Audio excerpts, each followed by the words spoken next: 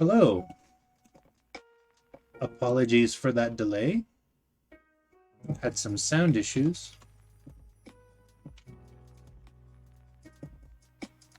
Still need to tweet. Need to notify the masses that we are on.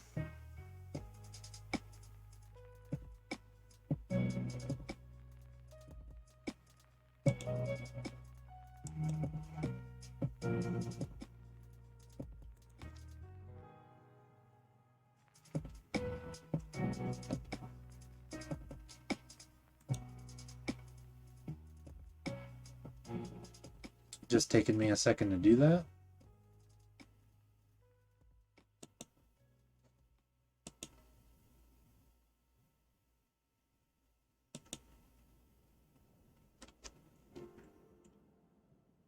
How is everyone today?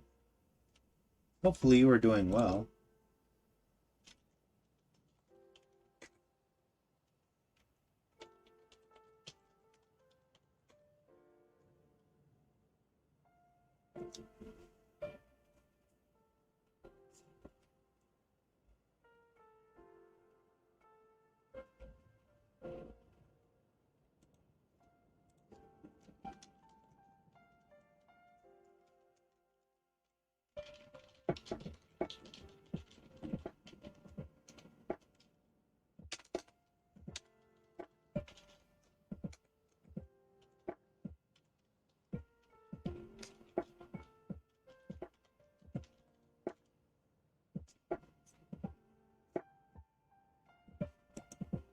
All right. The tweet has been cast.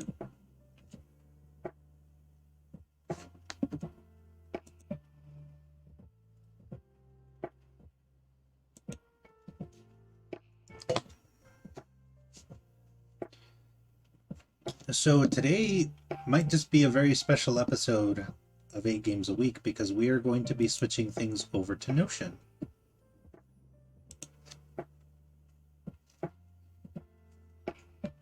Or trying to, anyway.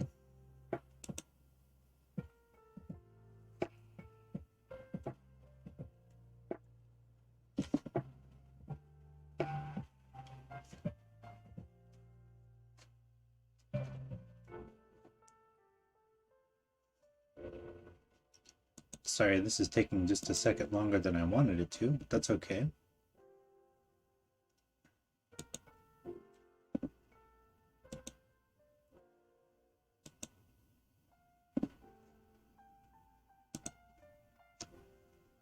So let's see. I don't know where this is going to fit best, where it will not look gaudy. Maybe down here. I don't know. We'll figure it out.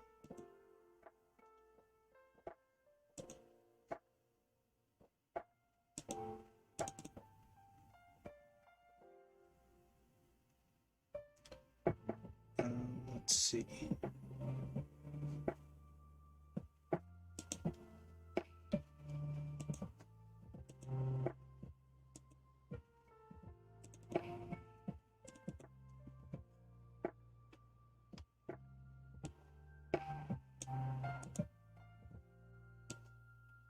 I think I can put it up here now, charitably.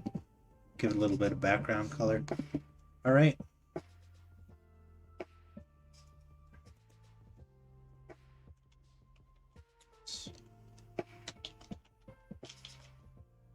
So we're gonna start doing little like.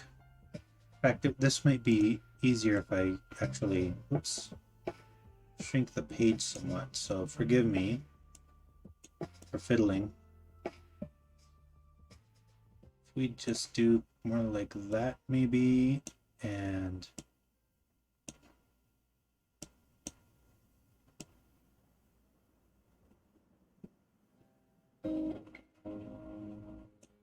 perfect. At least I would call that close to perfect.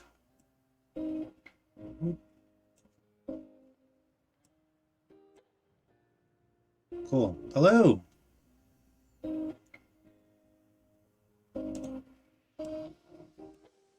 How are we doing?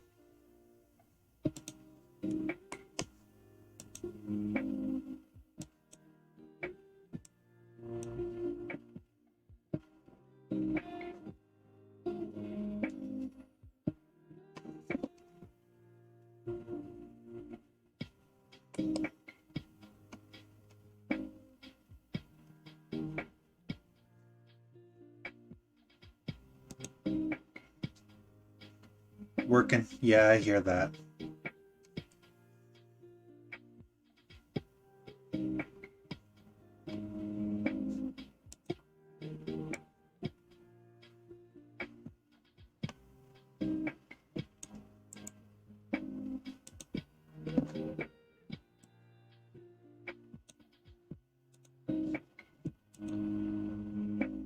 Oops. Quick note. No, thank you. Sister Rose Claren, an actual level-headed Inquisitor. Well, not an Inquisitor, as I've learned. Sororitas battle sisters are not necessarily Inquisitors. We'll just say battle sister. Beloved by the system. Boy, this is her role has changed since I originally wrote this.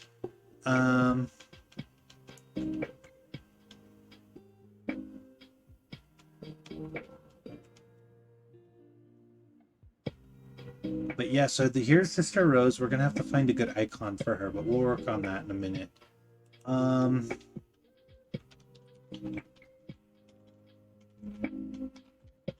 Beloved by those she serves, I think, is a better way to say that.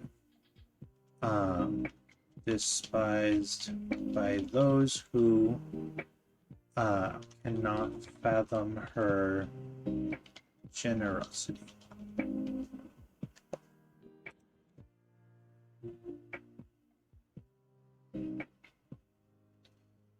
All right.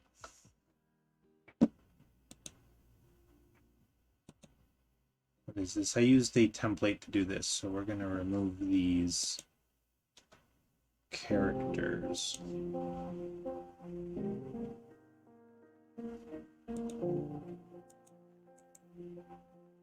Delete. Delete.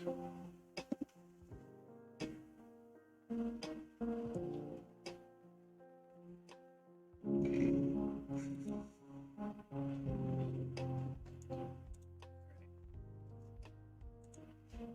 So let's see, Veldin family.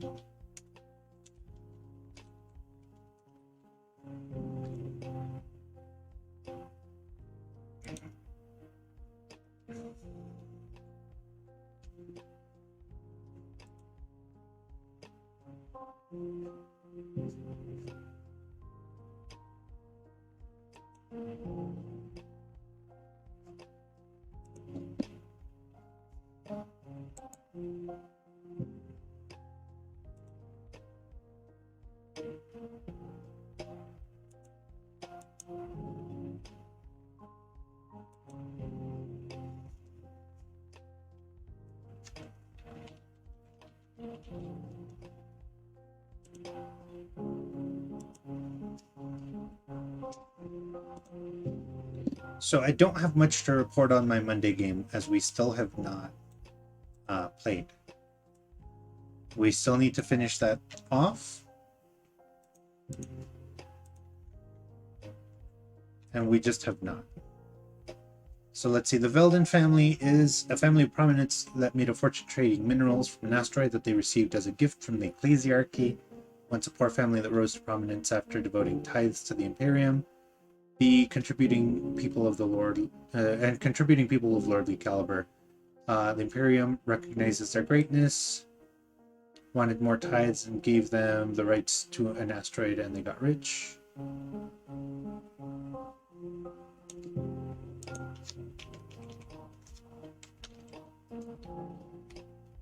Family also has many ties to the Adeptus through their family. Let's see.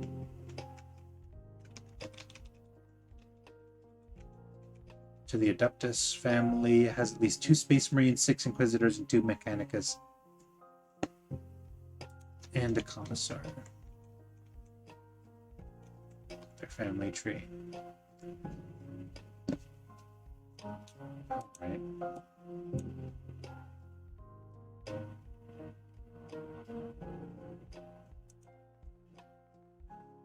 Okay.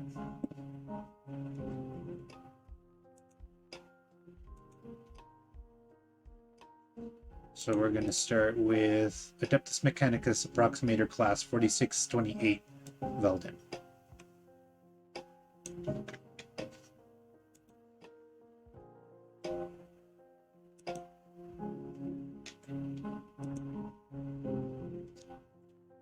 Oops.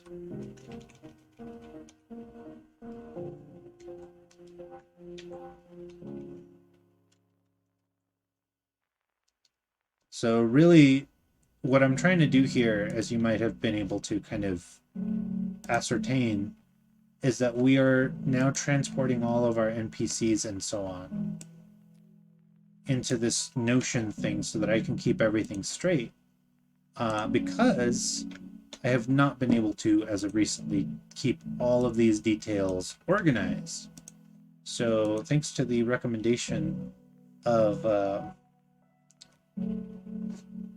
good friend Mike Shea, who uses Notion, I'm going to use this then to start kind of informing my, let's say, my campaign planning. I'd even try and make this bigger. How's that for visibility? Maybe if we made it bigger by just a skosh.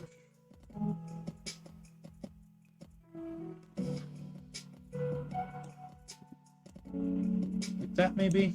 I don't know. And then when we do this, that's not super great. I need to figure this out a little bit better for the way that it reads. Oops.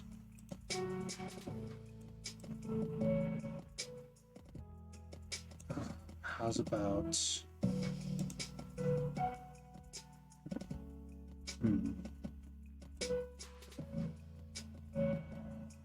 Roderick Thusalar Veldin III, Space Marine, which chapter? That is the pride of the Veldin family.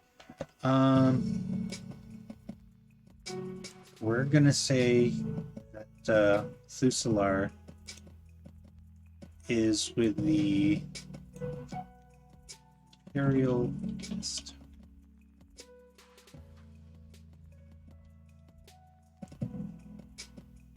Yeah, sorry, I'm trying to figure this out.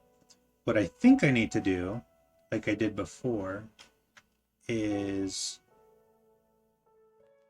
Oh, that's so much better. Okay, I think I can make this work. So all I gotta do is shrink this just a skosh more. And maybe if we do it like that.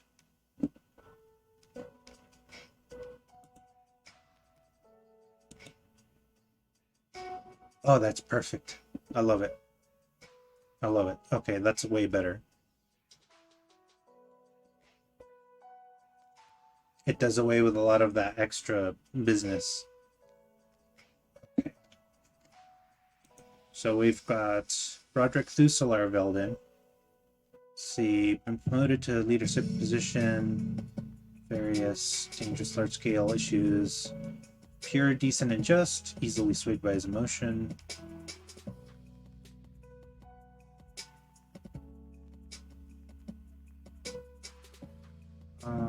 Interesting. More likely to run into group during more dangerous missions. I don't know that I really need to worry about him reproducing. Besides, now that I know what I know about Space Marines, it's more likely that his gene seed will be used to make other Space Marines, which is a really weird thing, but that's just how that works. Alright, who's next? Commissar Luke Veldin.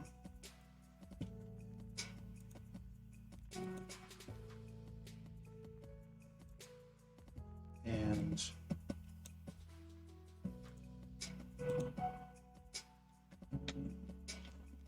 so we're just gonna... Oops, no. There we are. Commissar Luke Veldin, a stern man on a mission to hunt down a traitor. So the group really needs to run into Commissar Luke now, because their search for Galvanus should take them directly through the path of Luke Veldin. Let's see. Find a guardsman. Galvanus. Let's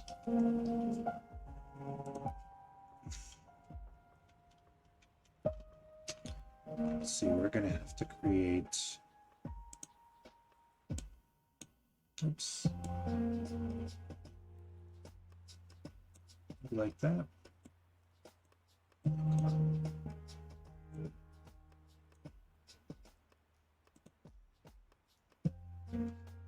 Openness.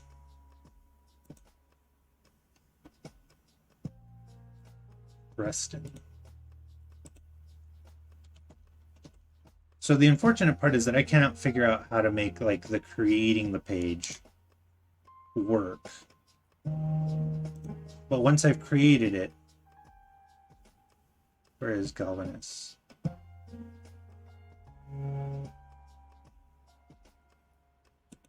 Did I accidentally? No.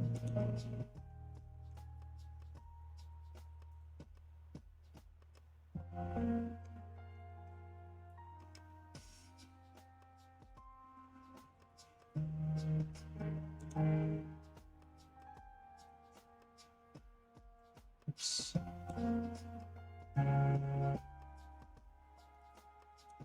There we are.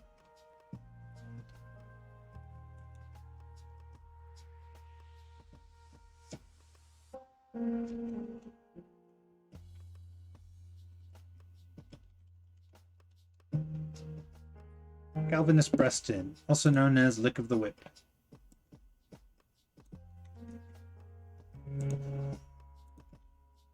Oops.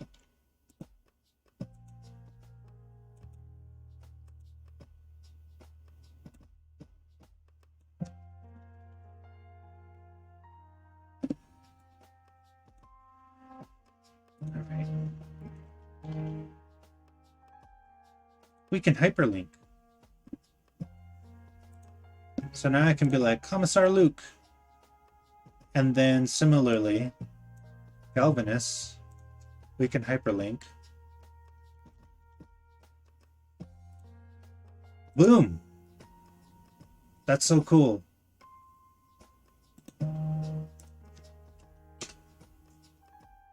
That makes me happy. All right.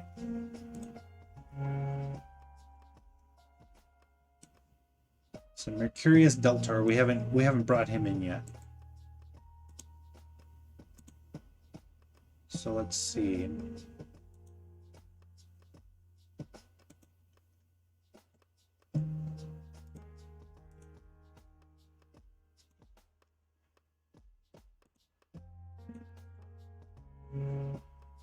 So let's just go ahead and create this page. Mercurius Deltor Orc. I bet you there's a way to add like some kind of a thing. Is there tags? Something? Guess not. I guess I'll just have to maybe make a subcategory of orc. Mercurius Deltor, conspiracy theory obsessed orc, wants to bathe in human blood because it is red, always goes to battle buck naked because of blood coverage, but is also massively shy about his body. Maybe starts out with a tear-off poncho made from old shower curtains, goes into battle frenzy, rips poncho in two, and yells, "What you gonna do when the wog runs wild on you, brother?" I forget we created this guy. Is a conspiracy nut? Yeah, we already said that.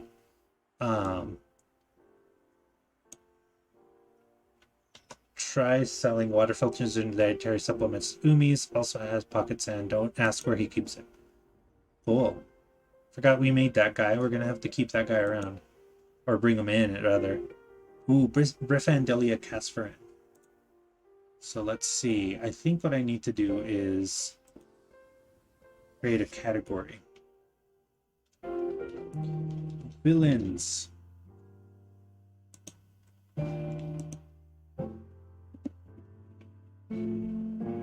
And we're going to move Galvanus here. We're going to create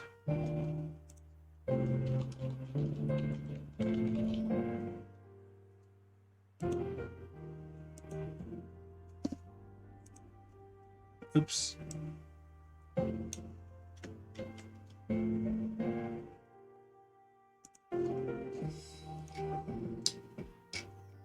Profandelia.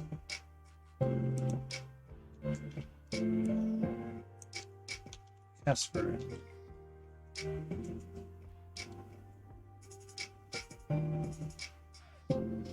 Smells like shellac. Double agent working with the Drukhari, pretending to be an Eldari. Forward scout. Will cross paths with the group, realize that they have the tech map. May lead other Drukhari to them. Will pretend to offer help and may even send the group into a trap. Anyone in the group that has knowledge of the Drukhari may be able to figure out the ruse. Brefendilia pretends to be a no-nonsense Eldari woman.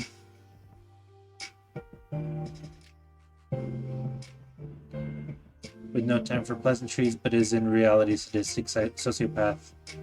Wants to create art from shellac innards. Description: lithe, beautiful, touch of madness lurking on her face. Outgoing and sometimes scratches an itch as a little mannerism. Forgot all about that. At least some of these details. I need to spell check some of these. For instance, Drukhari is not spelled like that. But we'll figure that out. Inquisitor Tremaine Hortons. Let's see.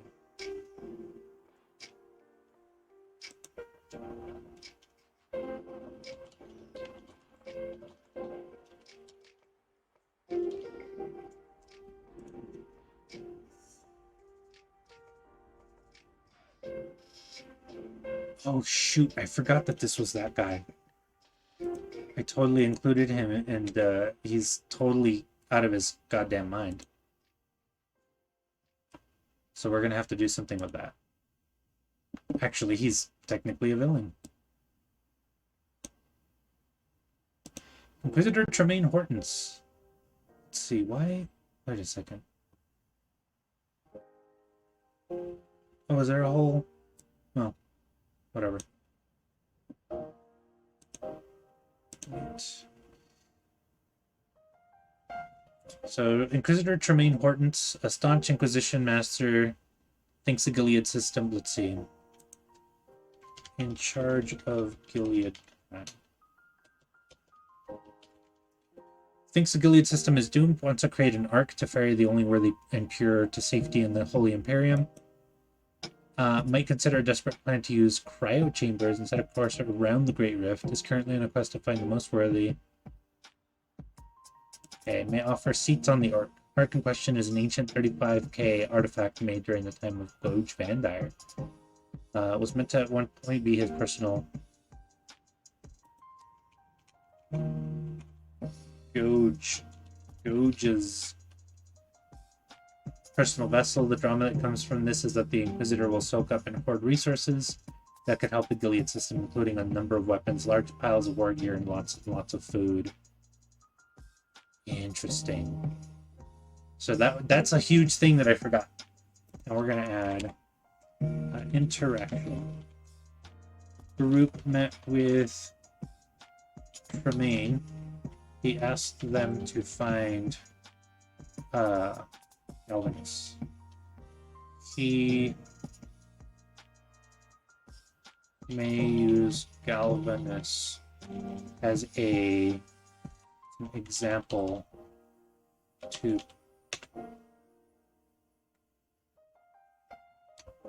conduct a great purge.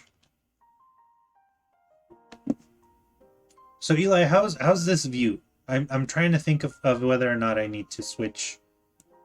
Specifically speaking, let's see. Oops. Like my spot, as far as my little camera view,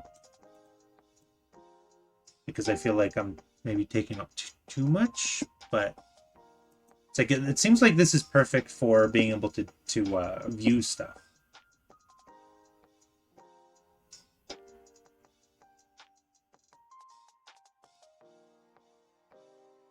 Benodius Thimbar. I think it works well. Okay, perfect. So interestingly, this still works for the Google information.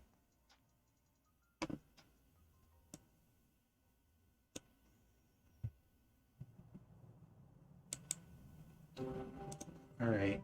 I'm not entirely sure that Phenodius is a villain, but we're going to include him in here anyway.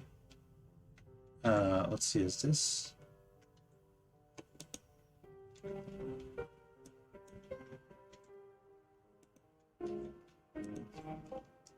Charismatic, whoops, because we haven't created it yet. Okay.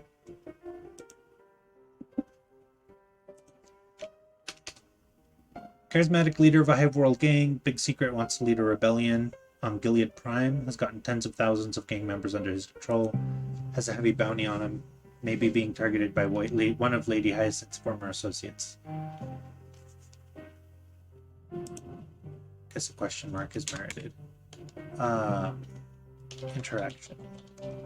The group is trying to steal an artifact from him before a big auction. Also, the group also knows that he is somehow in league with goblins. So the big question, I suppose we should type this out. Question. Does Phenodius have ties to chaos? Or is he just very opportunist? Leaning towards opportunist. Okay. So we're slowly but surely converting this, getting more information. I think we've gotten everyone so far on this document to this point. Dark Elves, okay. So we need this session. Let's see, I might even start including the session recaps from one of the players who does them. Let's see, War Gear.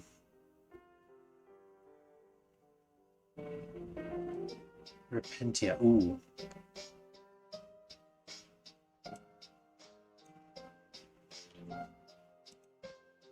So we're just gonna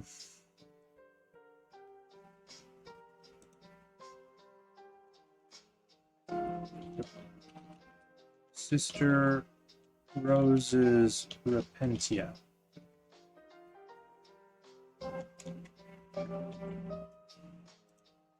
Sister Mary Ermengarde, Sister Carmen Desideria wants to learn to cook. Sister Encarnación de Natividad, Teresita de Corazón del Niño Emperador,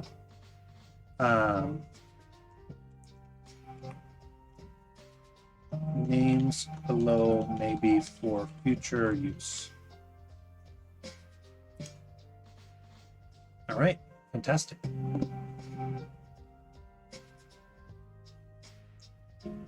Steltor. Let's see, what else do we have? Sorry. Rubius Fremulon. Hey, look at that. We've already gotten almost everything on this document. Gribius Fremulon.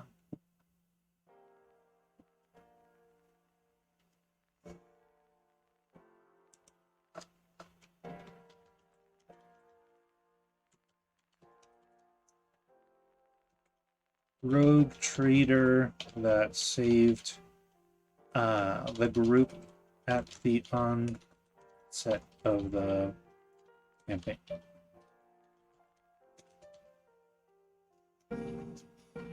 So Eli says, also question of the day, it would be practically unanswerable as there are too many. However, my favorite movie is Aliens and it is within that window, so there you have it. Perfect. I like it. I mean, if you want to talk about other 80s movies that are really fun, I'm not going to stop you.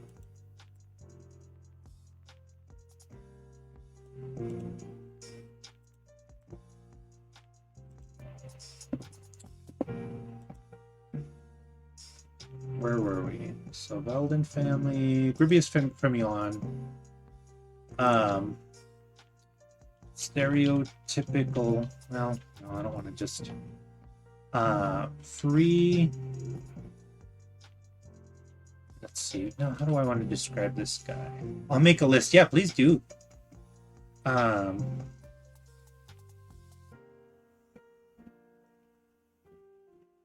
Shoot, how do I want to say this?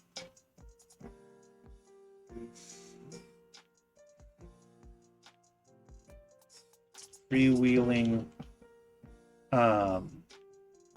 this hyphenated. Freewheeling, lives by the edge of his seat, tries to do good, borderline reckless.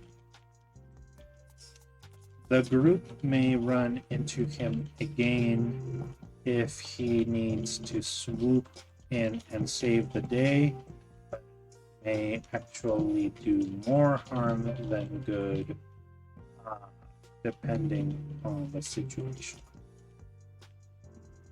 Herbius Fremulon. All right. So now I feel like I can probably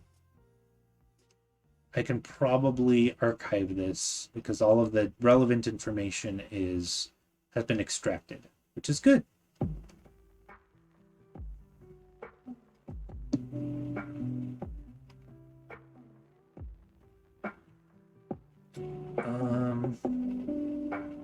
Okay. Archive.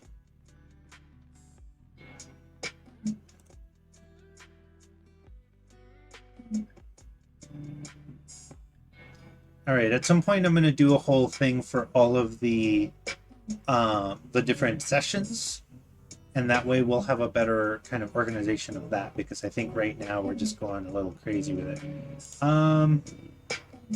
Let's see. Oops. Items, villains, locations, NPCs, old session notes.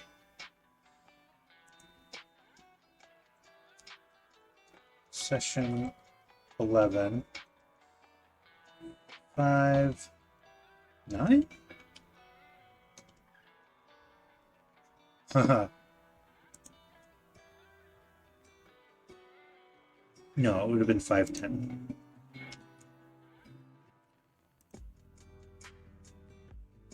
So, The Lost Boys, The Princess Bride, Ghostbusters, Raiders of the Lost Ark, Back to the Future, Return of the Jedi, Ferris Bueller's Day Off, Poltergeist, The Goonies, Clue, The Empire Strikes Back, The Shining, The Golden Child, Gremlins, Beverly Hills Cop, Teen Wolf, Die Hard, Coming to America, License to Drive, Scrooge, The Burbs, Bill and Ted's Excellent Adventures, UHF, to name a few. Those are all really good movies.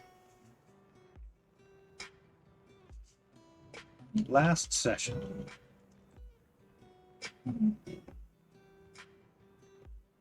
Last session, group arrived in Hive State. Oops. Sargon. I should start doing it with the group. Investigated, found old found old tech church. Ran into, what was this fellow's name?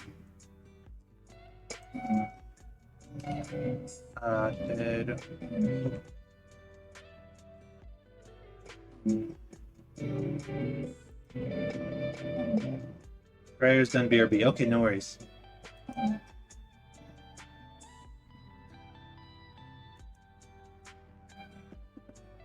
This is the wrong one.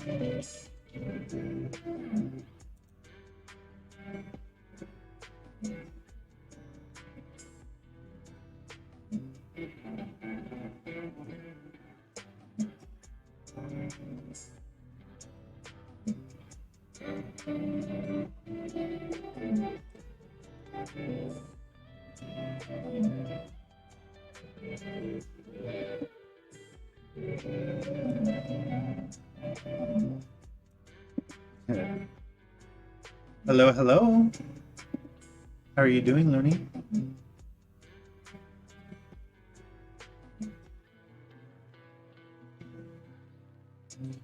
Here's some old session notes. Okay.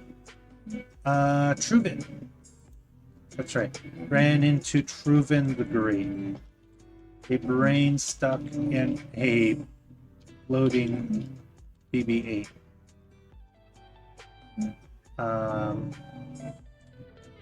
Proven decides to join the group.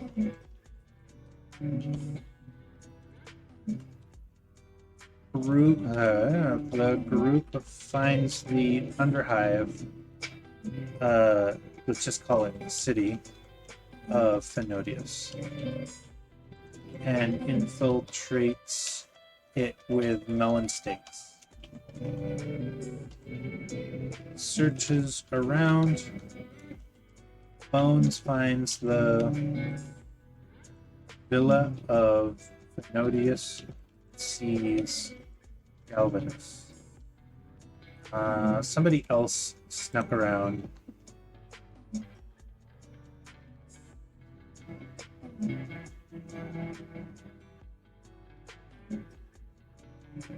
Let's see.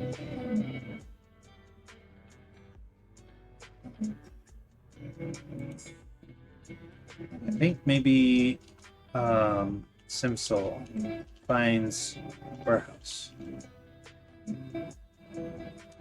with artifact that is being auctioned.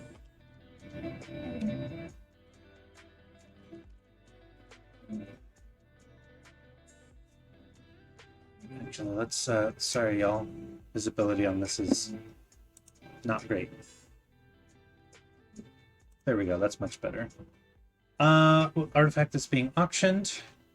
Group splits up and decides to double heist Galvanus and the artifact. The artifact is a soul stone device that can transfer souls. Oh, I'm sorry, Looney.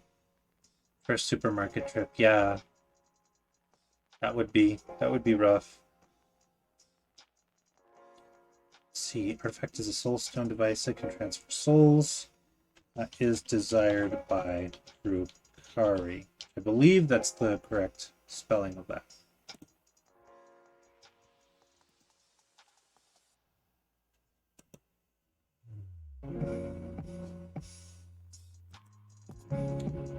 Okay. So that's it for that session.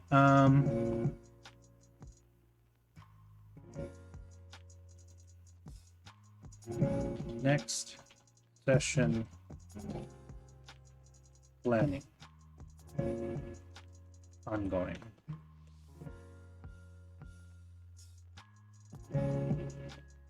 Okay.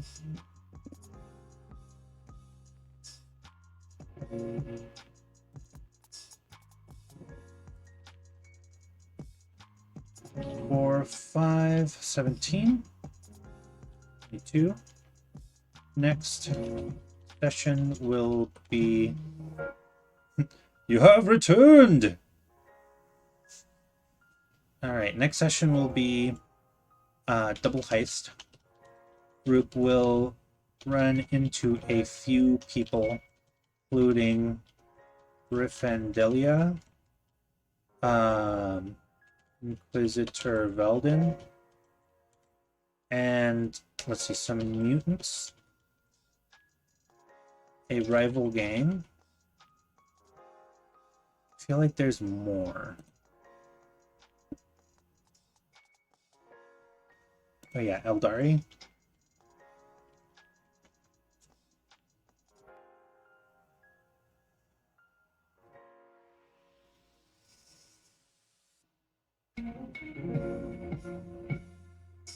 I have Galvanus, Machete.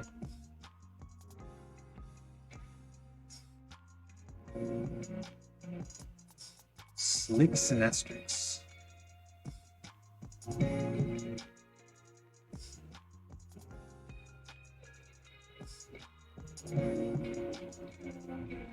Let's see. Yeah, I think that's it. And of course, Galvanus. Galvanus will try to be where the Eldari are likely in the warehouse and will try to shoot. I guess that makes too much sense, but he can't because they're going for two different targets. No. Galvanus will deputize a chaos cultist who is fanatically loyal to Galvanus and the cult. The deputy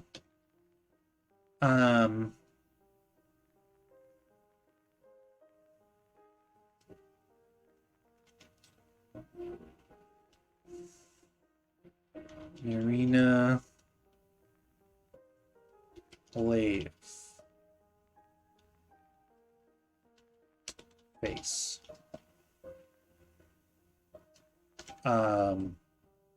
will attempt to explode an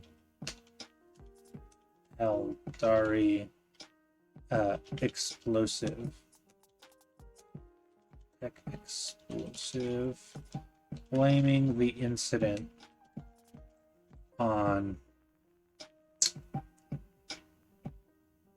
the Eldar. This may cause a, let's say, schism in the system, getting the local Imperium to retaliate.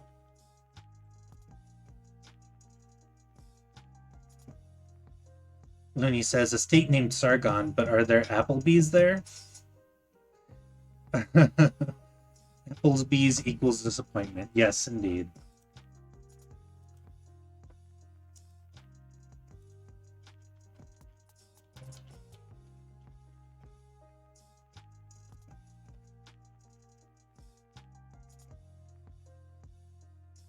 So I'm just learning of Sargon of Applebee's. This is insane.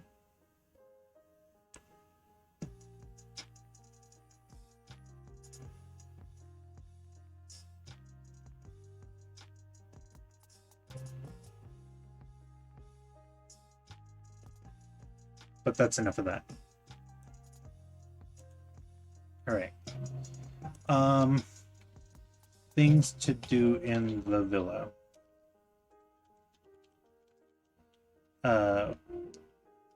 Talk to, actually, let's see if we can't make this, talk to Phenodius. Capture Galvanus.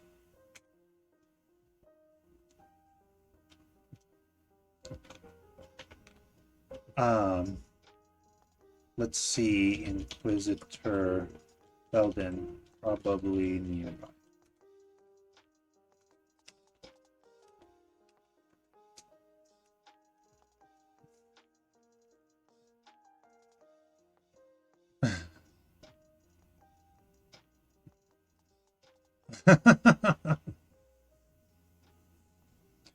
All right.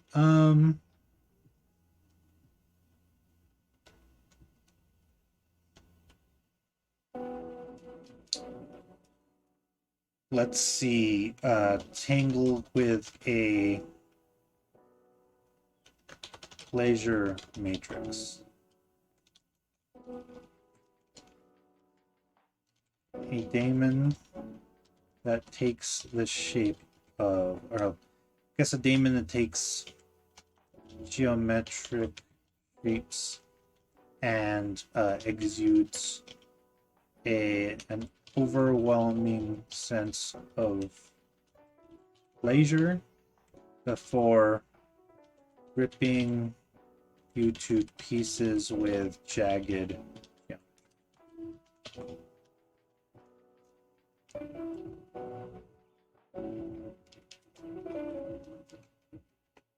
Oops.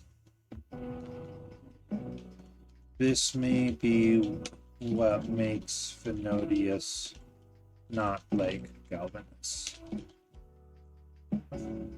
Looney says, but he has to have a suit, dear. He's the smartest man in all of his Swindon.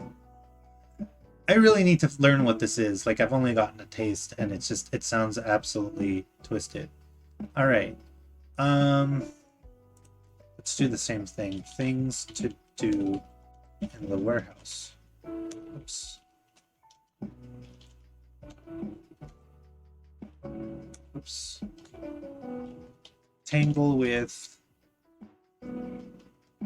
Eldari, Drukari, mutants, and rival gang. Avoid, notice, let's see, actually. Notice and stop Nirina from exploding the Eldari explosive.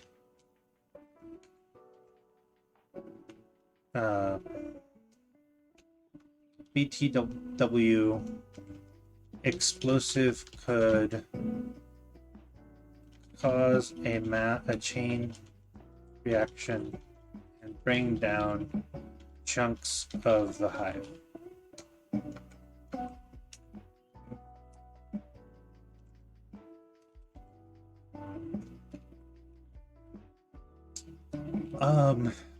Consider stealing things, question mark.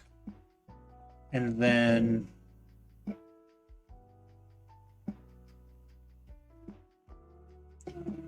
maybe speak with Eldari afterwards if anyone survives.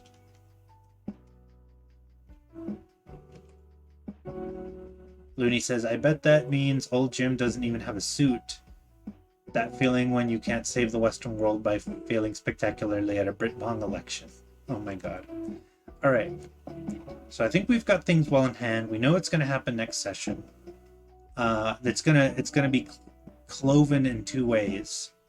And I think we really know what's going to happen. It's going to be a really wacky, all-out, two-sided battle. But I think we'll be all right. Let's see. Just move these notes here. Okay.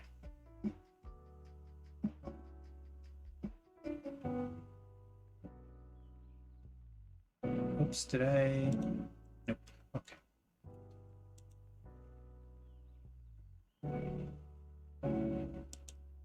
View.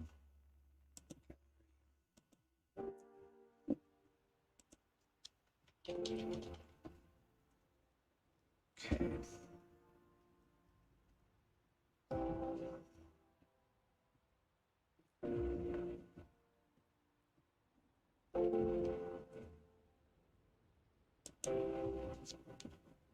NPCs. Metoker in jokes. That's hilarious. All right.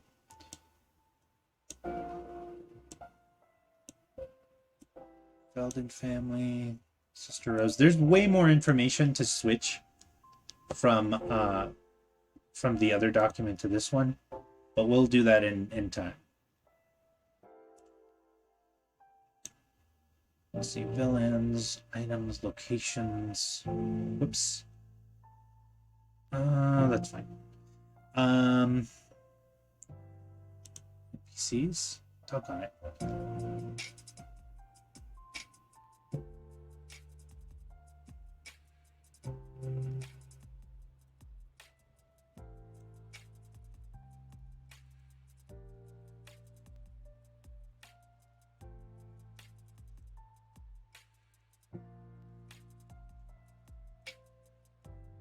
Sorry, y'all.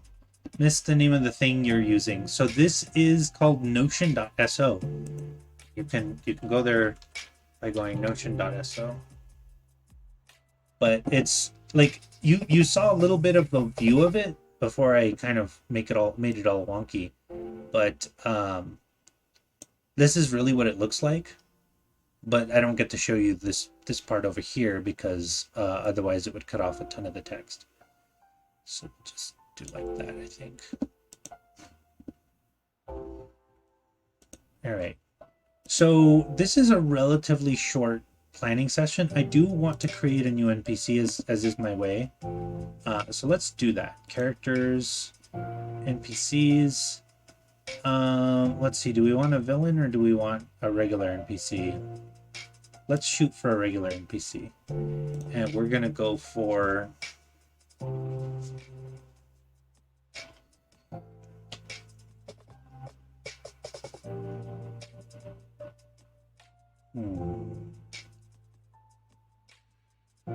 Jasavin Rindalar. Jasavin Rindalar.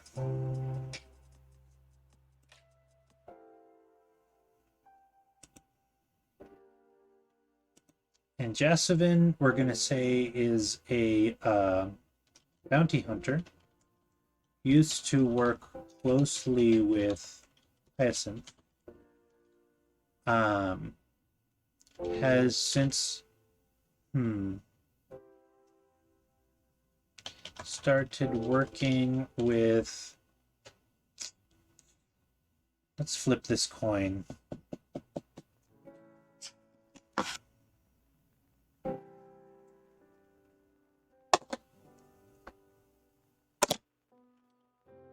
The Tau of the system, and is out to fight enemies of the Tau, as well as to recruit people into the greater good.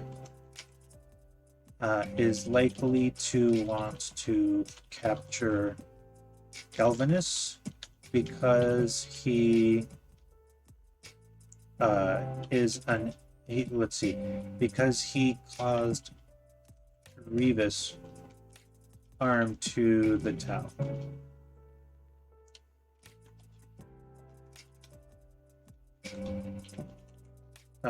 Whom caused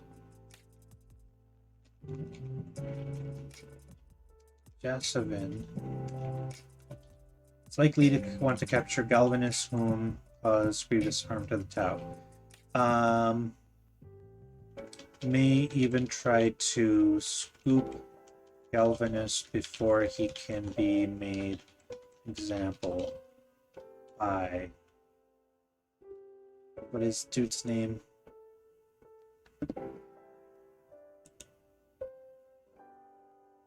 Tremaine.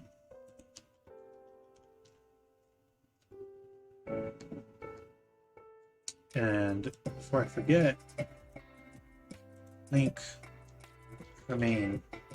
Look at that. Isn't that beautiful?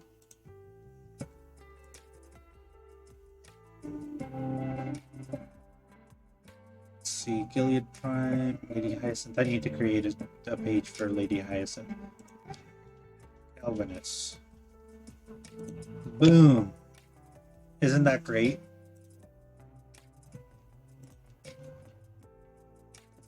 Let's just go ahead and... Lady Hyacinth is an important enough character that we should really... And I'll add really fancy pictures. If you see a fancy picture, it's because I used a template to create this. But I really need to do that. Lady Hyacinth. Kick-ass, noble, bounty, hunter lady.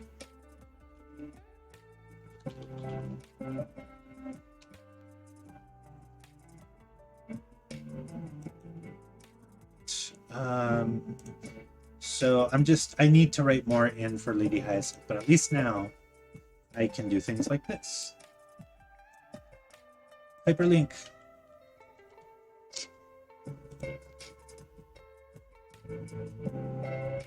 Herbius. Curious.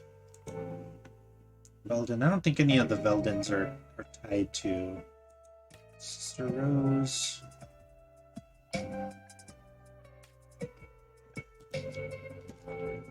It's relationships. No?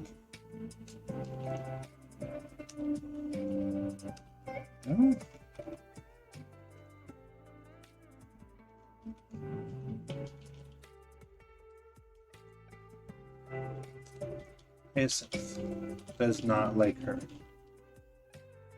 Repentia. likes them, but they are tired of her being so weird.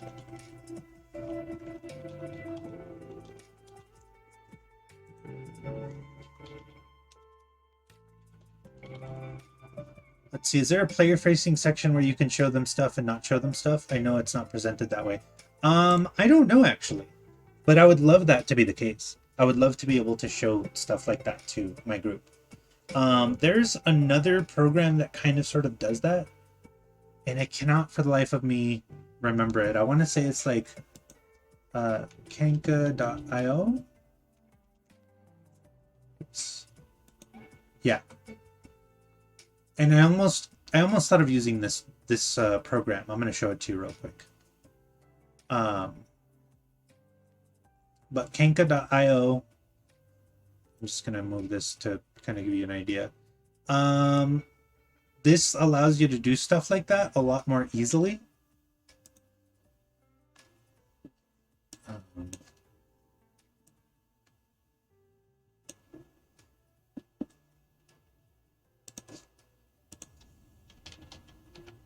But what I found with kanka.io is that it's really great for like aggregating information, but it doesn't hyperlink well like this does. So it's a lot harder to make things interconnect. And also it requires a lot more work. So you're probably doing a lot more work on the front end to have those separate things to kind of adjust all the toggles so that your players can see the things that they can see, and then that you have the coordination. The kanka.io is really great for group work because you can give other people permission to work on your campaign, and that works fantastic. But not everybody's up for that, and so when they're not, then there's not really a point to it. And the unfortunate thing about this is that there is like a group work version, but that costs money. So at least for right now, nobody can edit this but me, but I think I can share it to people to view. So there's that. All right, so we've created for Lady Hyacinth the information, the villains. Let's see, Tremaine, I don't think has anything to do with Hyacinth. Phenodius. Galvanus.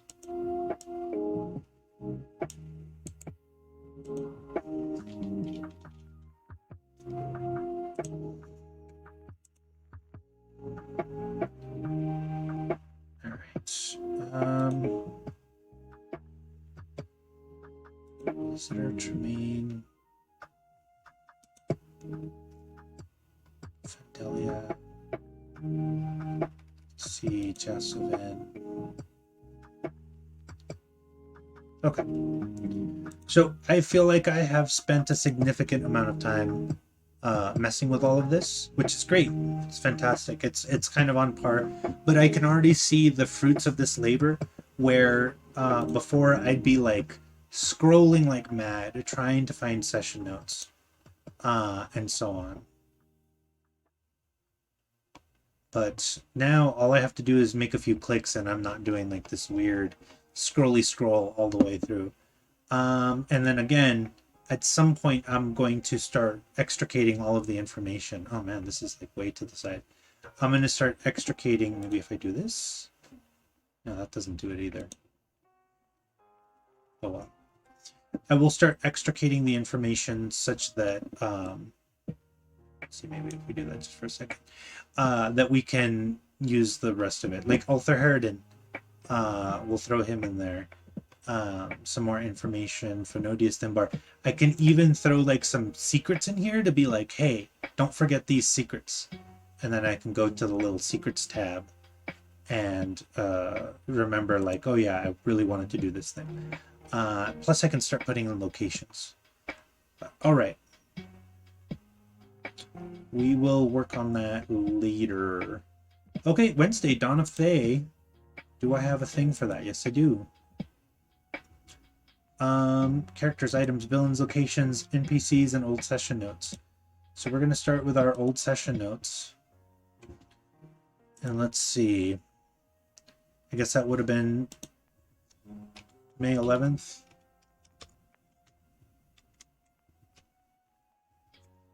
We'll just click out of here.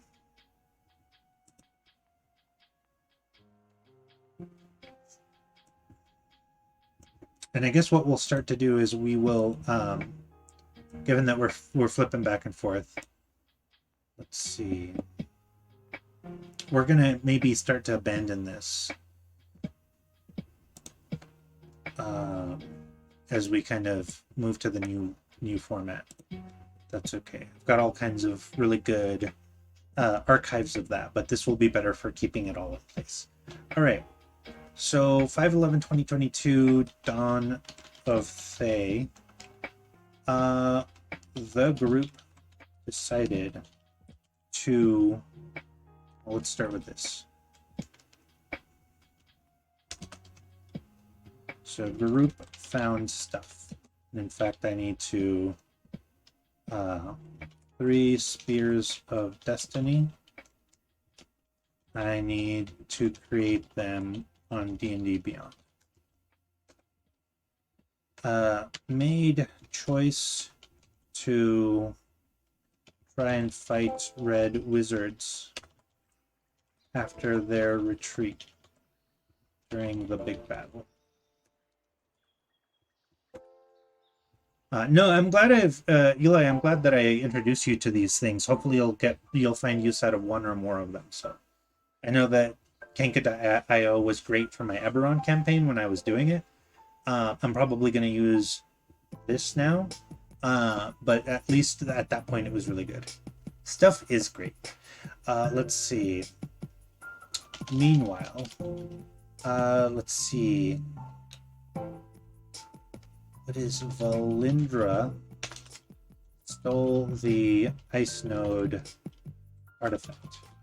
Is about to summon the Zizikal. Group fights dead wizards.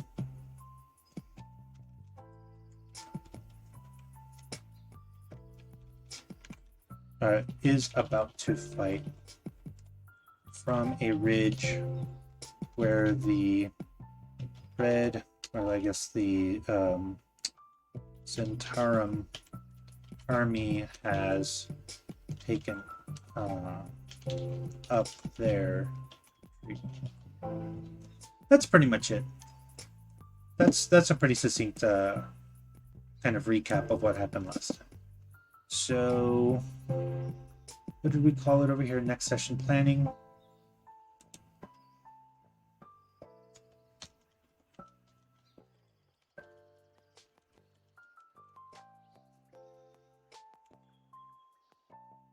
Why was that?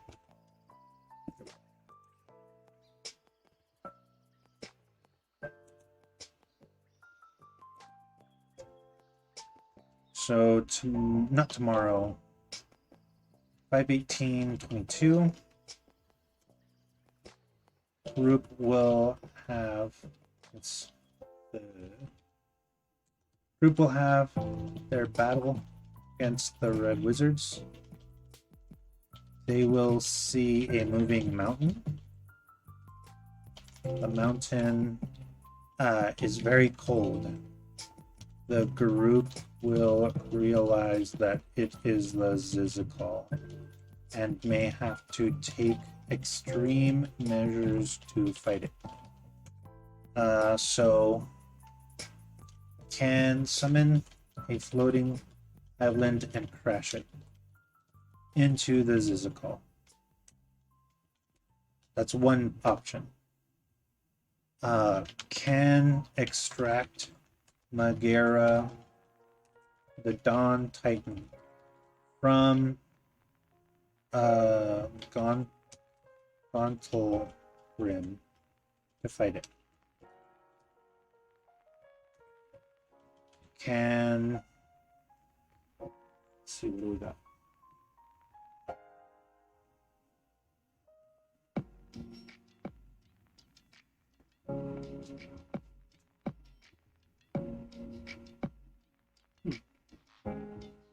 Everybody seems to always want to text me right about this time, but let's see.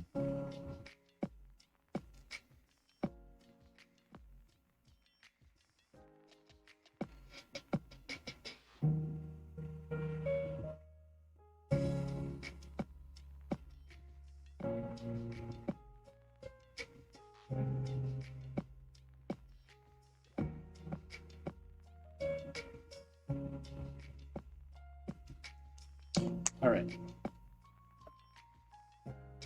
Let's see. Cover Neverwinter and Magma. Yeah. Looney says, summons floating island and catches it in. Char Ensemble did nothing wrong. Was Char the one who did the Operation Meteor? Not Meteor. Colony drop? Because I swore that was someone else. I thought that was before Char. Of course, he did the one that was the Stardust Memory one, I think. That was like the second colony drop. So I guess there's that.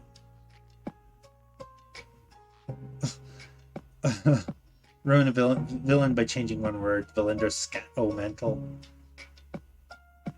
That's terrible. That's funny.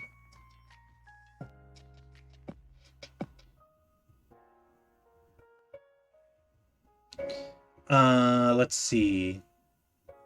Liquid hot magma. Yeah. What's another interesting idea for these guys? Maybe can befriend gold dragons to melt the Zizakal. And then let's just throw in a fourth one for the fun of it.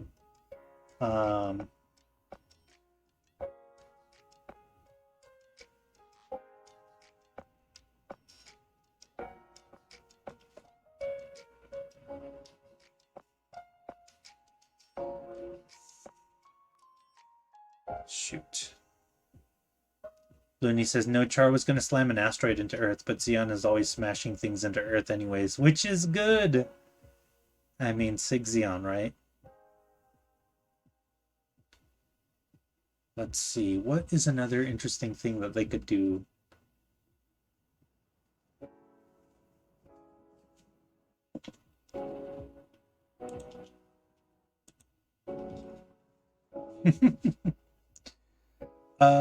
I want them to have one more avenue for this.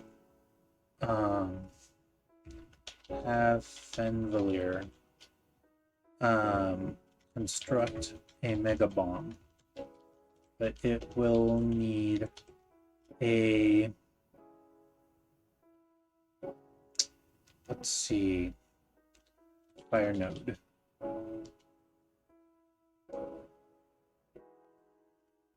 Cool. I think that's good.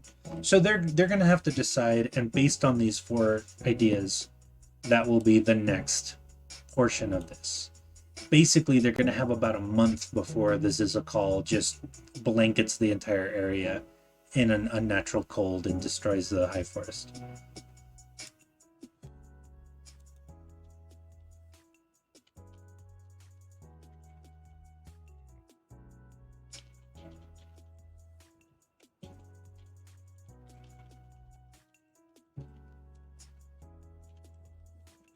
Okay, let's see.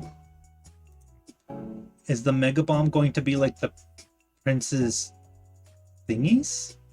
Prince's thingies.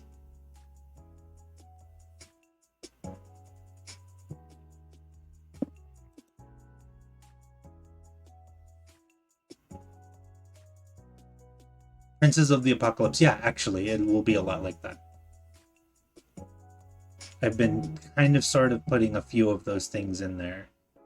Some kind of allusions to the Princes of the Apocalypse thing. So yeah, they're going to have to do an elemental node. Yeah, the elemental warhead. That's exactly right.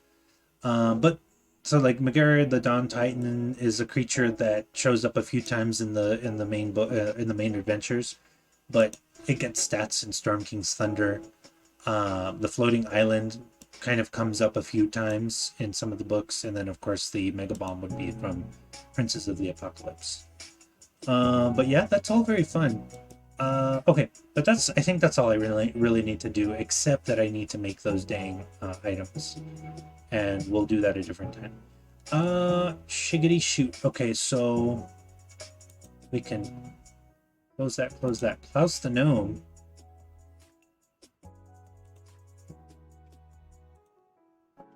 Okay, we've been able to play this recently, so this has been really fun. We're just going to do a recap from what was last week. I guess that would have been the same. 5.11?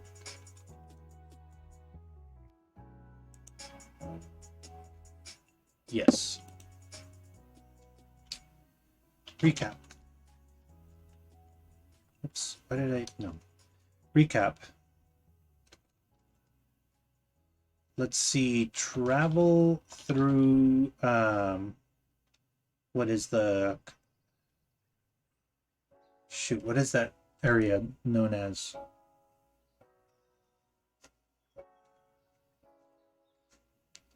Just close that, close that.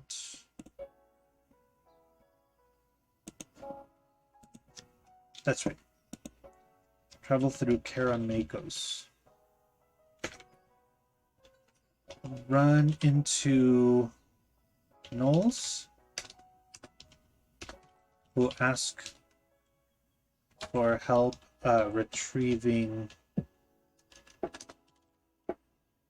prisoners from an elven elven fort. Actually, let's click out of here so that y'all can see what I'm doing.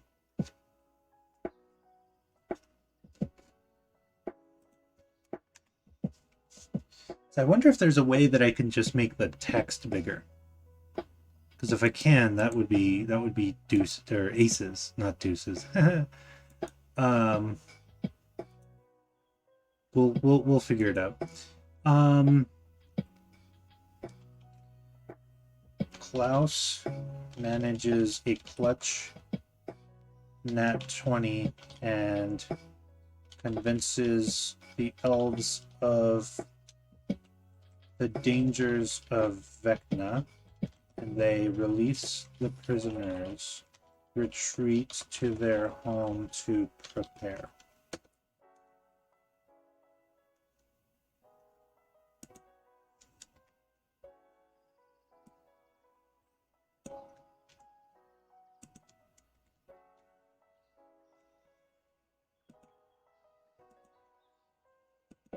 Okay, there we go. Klaus then arrives at the city, meets a number of different peoples.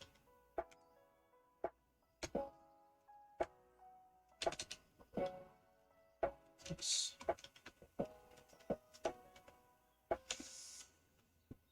Herb vendor, potion vendor.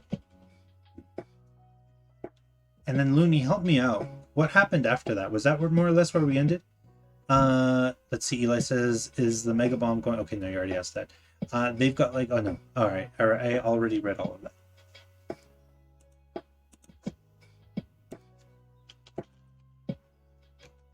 Oof, I need something to drink.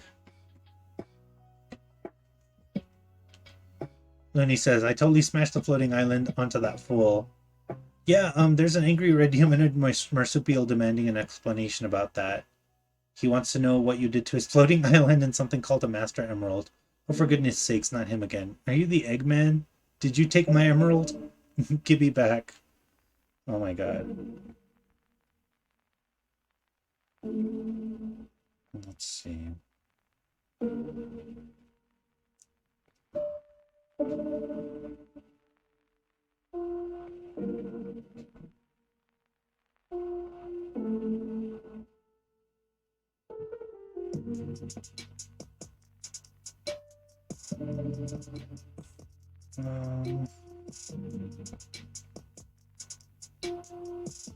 Okay, I am thirsty.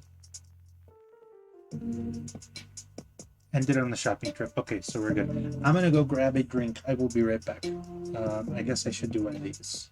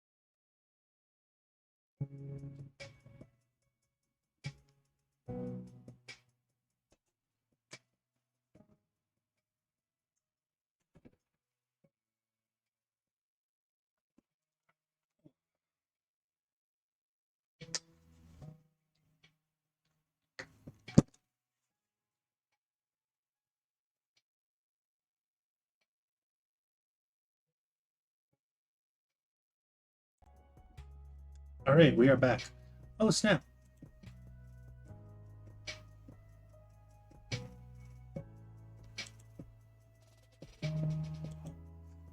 We lost our... I didn't even realize that we no longer have our frame. I must have moved it.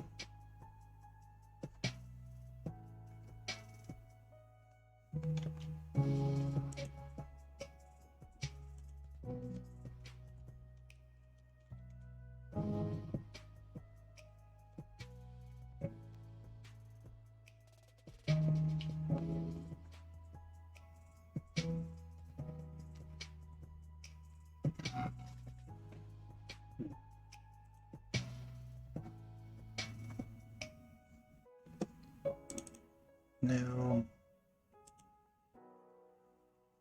Oh, that's why. Okay, let's see. I can fix this.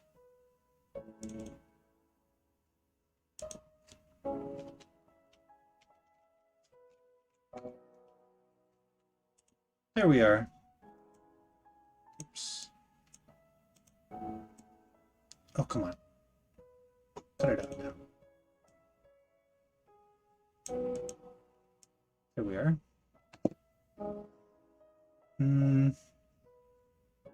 Maybe if we just kind of move this down here. Oh, come on.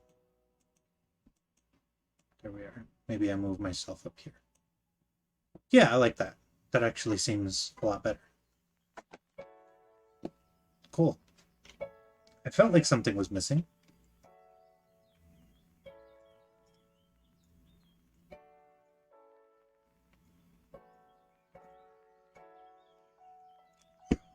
Okay.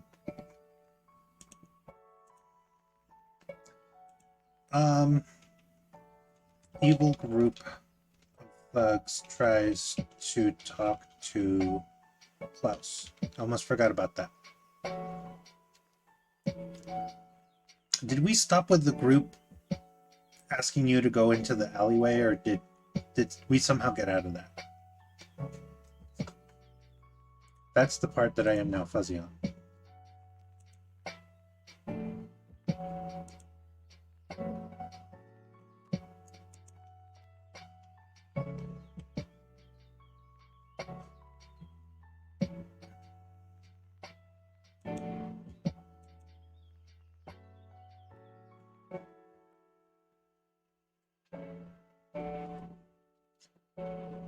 Oh, it's finally warm enough, by the way, here in Denver, that just having your window open at night is not enough to keep it cool. It's getting hot.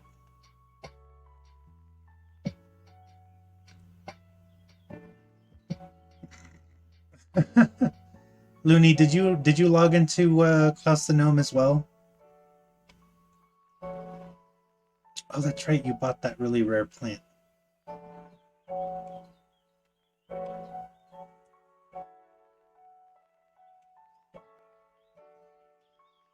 Flugs got scared away. Yep.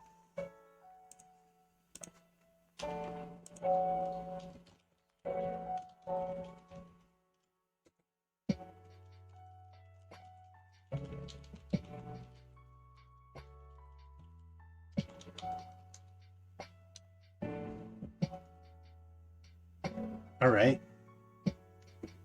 Cool. Well, that's a good recap. That helps me put things into perspective. Let's see. We're gonna do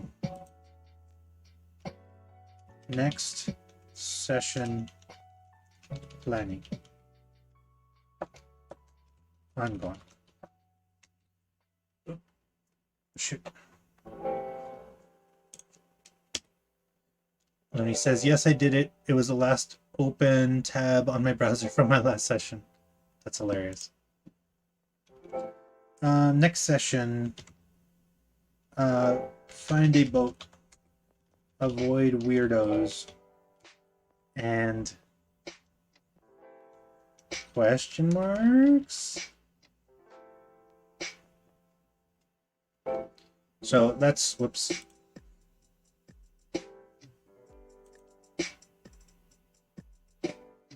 I don't know why this, whoops, remove. Okay. So this is going to be for 5/18/2022. And this is all that I'm going to write because I don't want to spoil anything for Looney. But yeah, there we go. I'm going to start filling in all of the information for this one later too. But that'll be a lot of fun. Well, I guess I should move this a little bit more chronologically. All the Nether Deep, Flying Darkness. Yeah. Let me see. So, after this would normally be War Drums of Mount Nimro, but that is ending. There's not a lot to report there. There's going to be a big epilogue, and I have all that information in the document. So, with that being said, we'll talk about that next time. Probably about how it went. Excuse me.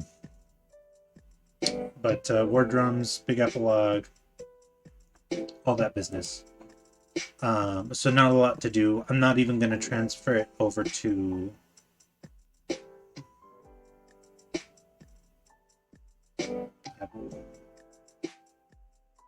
there. I'm not even going to transfer it to the notion.so because there's nothing to transfer. I might try and archive it that way, but that's kind of low on my priority list. But it went very well, and I'm looking forward to the final one. All right, so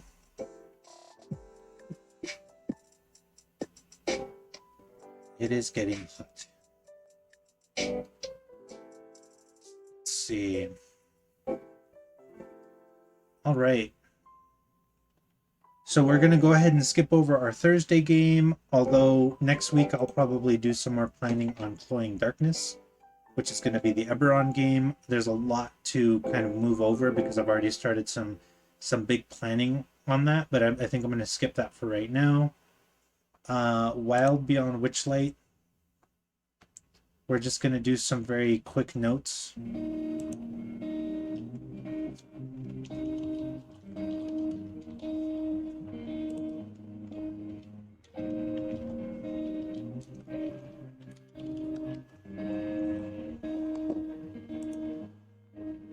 So let's just start with old session notes.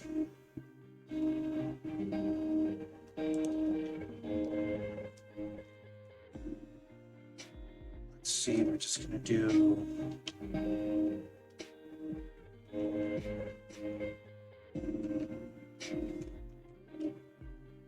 So actually nothing happened last time. So skipped.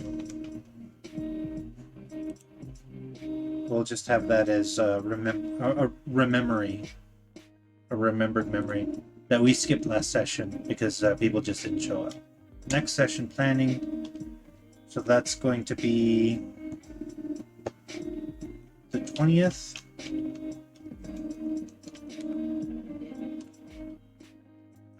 Group moves through mushroom patch, maybe a combat. Group moves through swamp, maybe a skill challenge.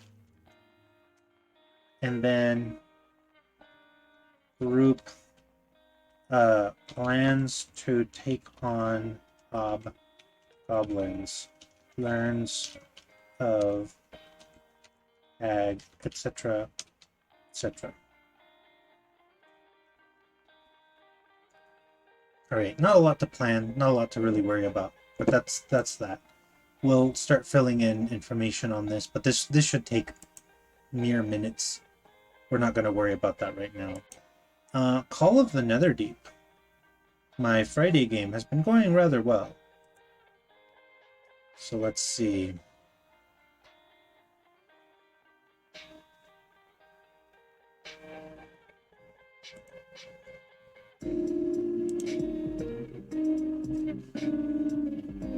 So that was also 5/13/2022. And so we're just gonna do more highlights. The group went into bandit hideout.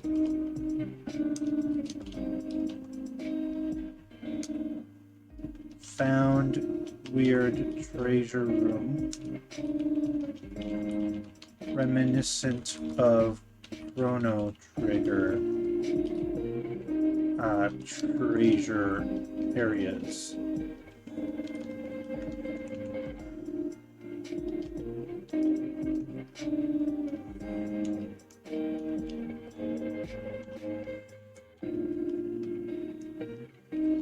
Need to also make items for this game on D&D.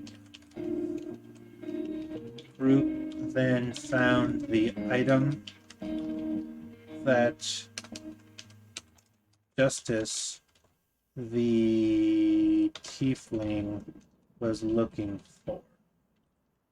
Is a slightly magical erotic statue. Group can now actually did they finally decide that they were going to go back?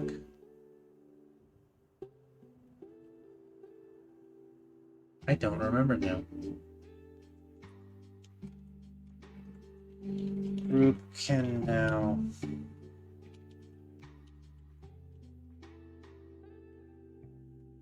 leave, but maybe they want to take the hideout? Question mark? That was last time. Oh yeah, I almost forgot.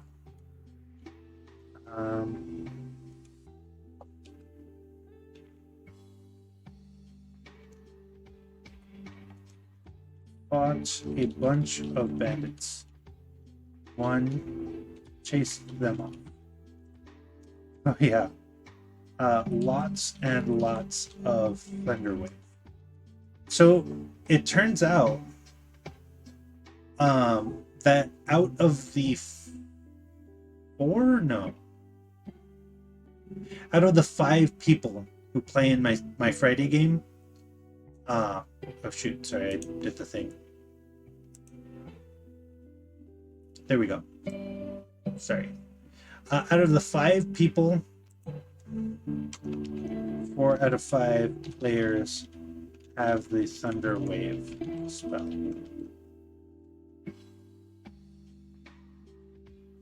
So, Looney says, oh yeah, question of the day, it's kind of hard, Aliens comes to mind, probably Krull, Predator, Batman, Die Hard, so hard to pick just one, but if you twist my arm, I'll say Aliens. Yeah, Eli had the exact same answer. Um, I have I have a lot of movies that I'm fond of from the 80s, but I guess I would say like Monster Squad. Um, My Best Friend is a Vampire. Like just some real corny movies. Better Off Dead, probably really high up there. In fact, Better Off Dead might be my favorite 80s movie. And if you haven't seen it, see it. There's that's one of two really weird John Cusack movies from the 80s where he's just like kind of a schlubby kind of teen young adult. So there's Better Off Dead and One Crazy Summer. Both of those are quality movies. One Crazy Summer is, well, okay. Better Off Dead is really good because it has A.G. Daly, who's Dottie on the first Pee-wee's Big Adventure, and also the voice of Tommy on Rugrats. Got a couple other people on there. That's really weird. Let's see. Looney says, such a good movie. Enjoy it so very much. Eli says, I kind of miss Mr. Ernest, but then again, I don't. And then One Crazy Summer is weird because it has Bobcat Goldthwait, Demi Moore, John Cusack. I think John Cusack is in that one too. I can't remember. But it's a really weird movie. It all takes place in Nantucket. There's boat races and lobsters being boiled alive and weird animation.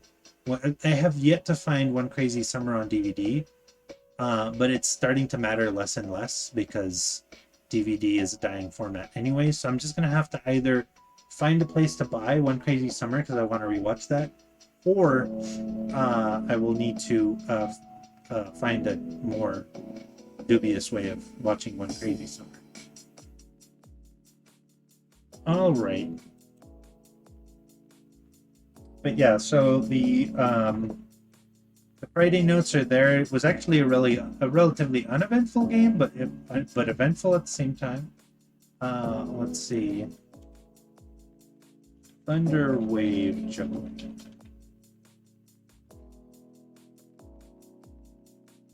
Let's see. Well, yeah. Let's duplicate.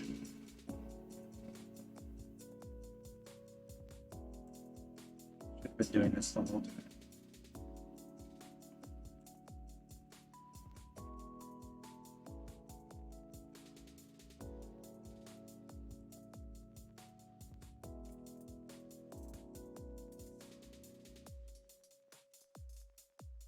So next session planning, Baruch will arrive at Azozan, however you spell that. Read up on next chapter, exclamation mark. Looney says, I like Aliens so much I actually badgered my dad endlessly until he cracked and bought a Laserdisc player. So I could watch Aliens with the deleted scenes. Seeing the scene with Newt's family was like watching something forbidden. I love that feeling. You don't happen to still have that Laserdisc player, do you? That's insane. I remember we had a Laserdisc player in my elementary school, and those things were like that's how big they were. And it was wacky how you could just input a code and go directly to that part in the movie or show or whatever. We only had them for like nature documentaries and such. But it's crazy. It's absolutely insane the fact that there was if that Laserdisc player is still somewhere at my elementary school, like I would want to plan a heist to steal that thing. Eli says, I have a VHS, DVD, and Blu-ray of various cuts. Very nice. See, that's the thing I miss about not having Blu-ray or DVD as a format, is that we're missing out on all the really fun things. No Laserdisc though. It's insane. See, Laserdisc and mini disc are two things that I very much miss.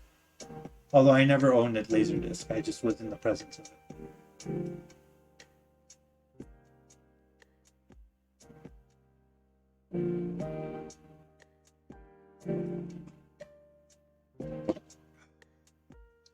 Okay, I really need to read this and figure out what happens in Bazozan. I can't really plan until I do, so that's going to be a huge bit of homework. Alright, but that is that game. Tyranny of Dragons. In fact, I'm just gonna do this so that I can do both of these at once. Tyranny of Dragons,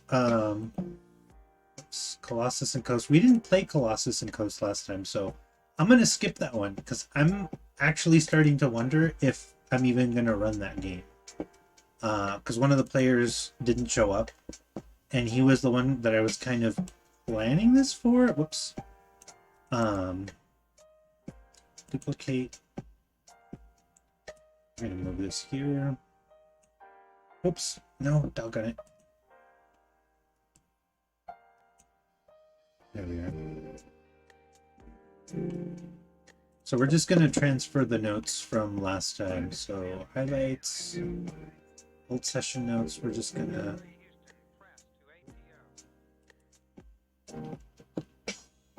So this actually goes back quite a ways. So we didn't play on the 14th, we played on the 7th.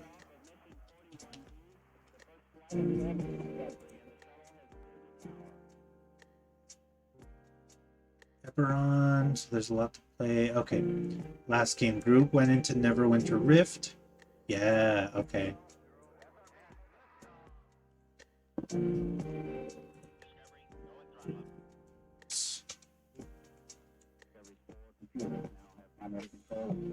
So I'll just show you all what I've got.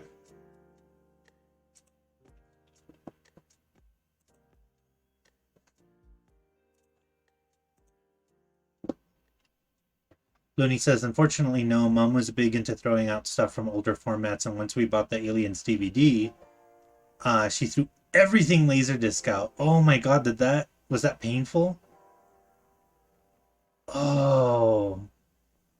Oh, that hurts. Alright. New session planning. Whoops.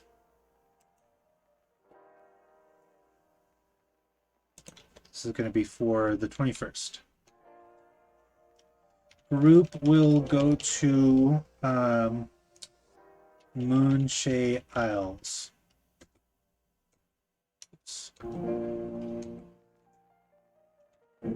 Homework. Read up on them. Strikes twice will be there along with Giant Half Dragon. Let's just throw some stuff in here. Group will have to fight cultists who are in search of sunken treasure. Treasure will be on a boat at the bottom of the sea, protected by a... I don't want to be corny and say a kraken. That's a little too predictable. I need a sea creature that's dangerous but not deadly.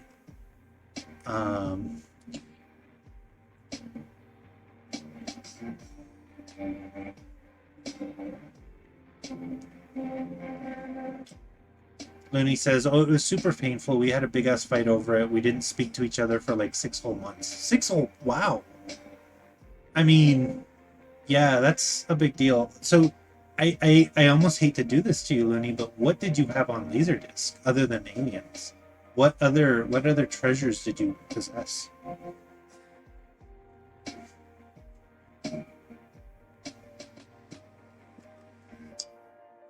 What's a good... Okay, so we're gonna jump to D&D Beyond.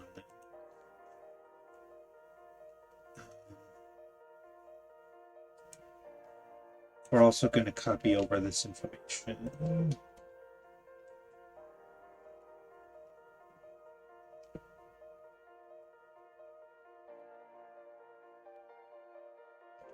Cool.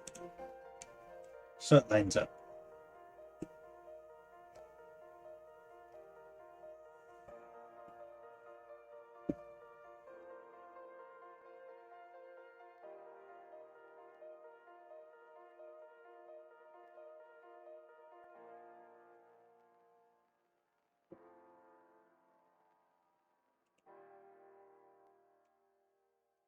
Q&A 5/16/2022.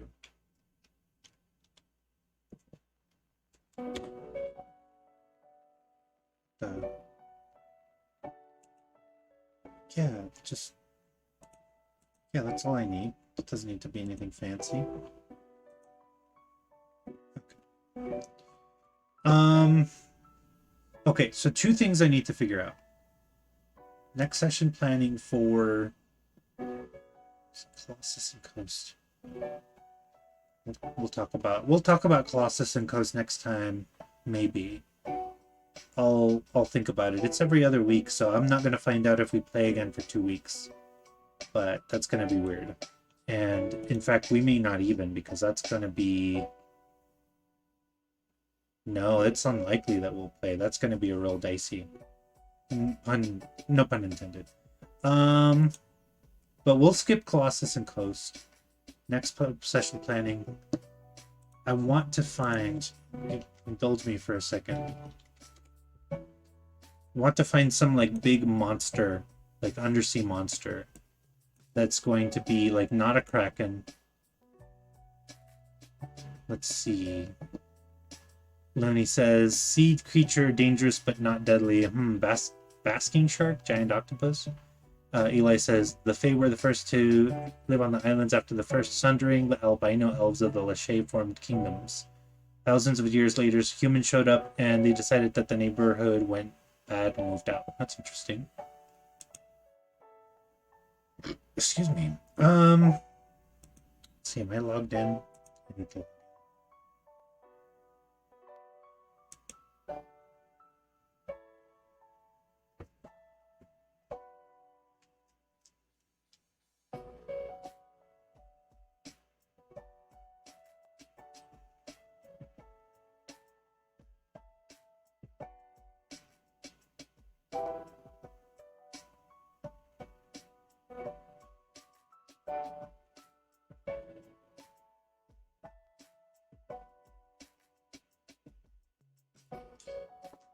Oh, let's see. It is hot. Okay. I'm gonna get a code.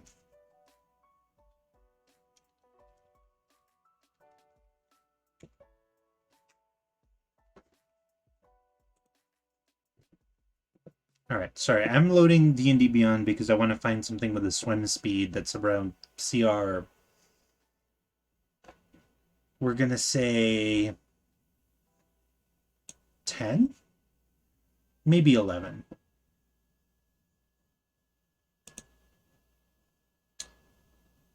Lenny says, let's see. I think we had Aliens, the original Alien, Terminator 2, Platoon. We didn't have much. Laserdisc was hard and absurdly expensive to obtain in Mexico, and Dad always bitched that Video Centro never carried the format for rental.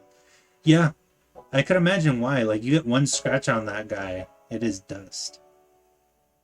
I mean, I'm shocked that we had DVD rentals as it was. Homesticks.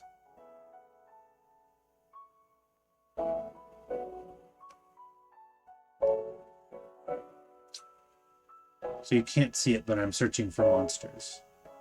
Show advanced filters. So we're going to do challenge rating. Let's just look at everything between challenge rating 10. Actually, why don't we... I'm gonna show you all what I'm doing. Hopefully this will work. I'm gonna move. Whoops, stuck on it. Okay, what? Yeah, that should do. So we're gonna do everything between challenge ratings. This is okay. 10 and 12. Movement type. Swim. Everything with a swim speed between challenge ratings 10 and 12. Let's see, Eli says, do you remember the Ocean Strider from 3E? I do not. Aboleth? Aboleths seem a little bit played out. Plus, it wouldn't be guarding anything. Adult Deep Dragon? What in the world is this? Well, hold on. Hold the phone, because I need to learn more. Elixian Aboleth? No. Death Embrace. Could be fun. Draco Hydra. Frog Hemoth. Iron Scale Hydra. No. Malformed Kraken? That could be fun. Morkoth.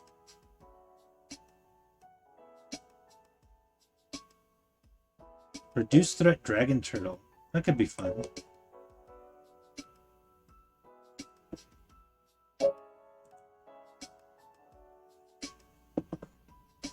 Deep dragons are dragons that were corrupted by the Phasrus.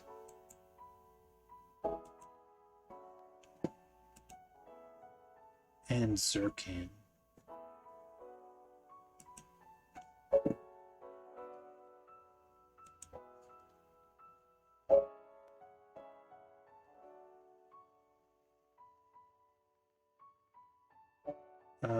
Let's see.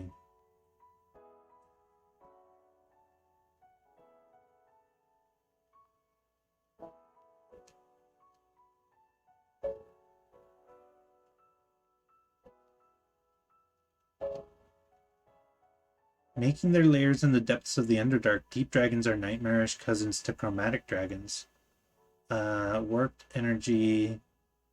Okay, black and gray. Eyes are pale. Interesting.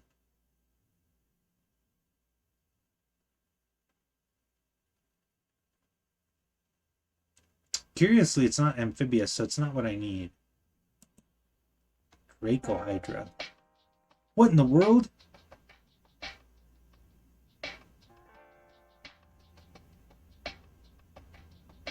This is nuts.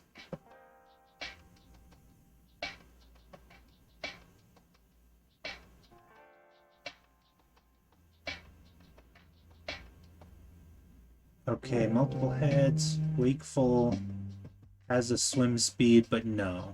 Wow, what a weird creature. It can only fly 30 feet. Kind of weird. Malformed Kraken. Okay. But let's see what this reduced threat dragon turtle is all about.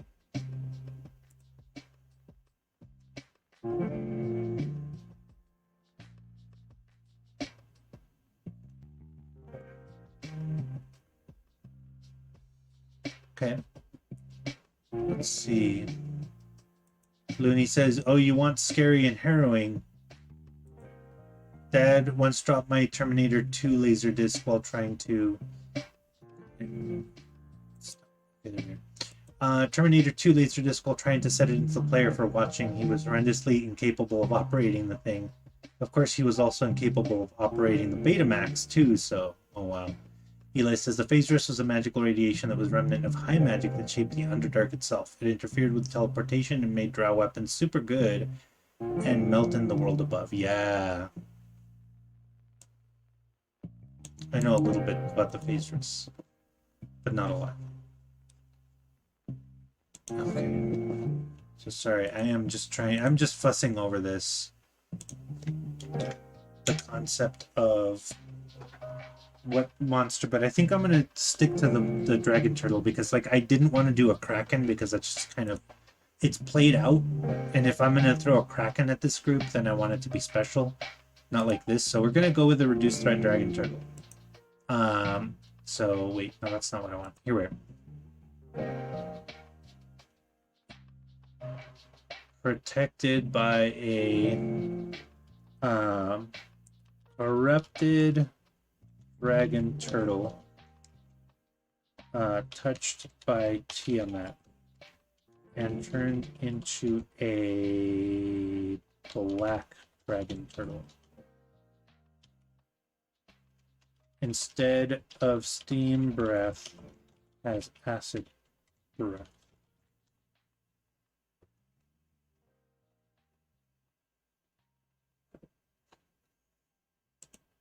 Let's see, I did bring up the Ocean Strider. Oh, wow.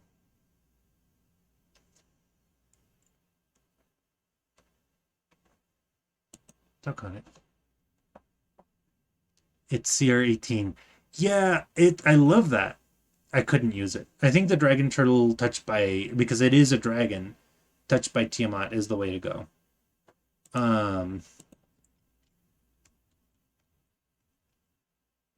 Turtle. Maybe offer a way to remove curse on dragon turtle. Question mark? And we've...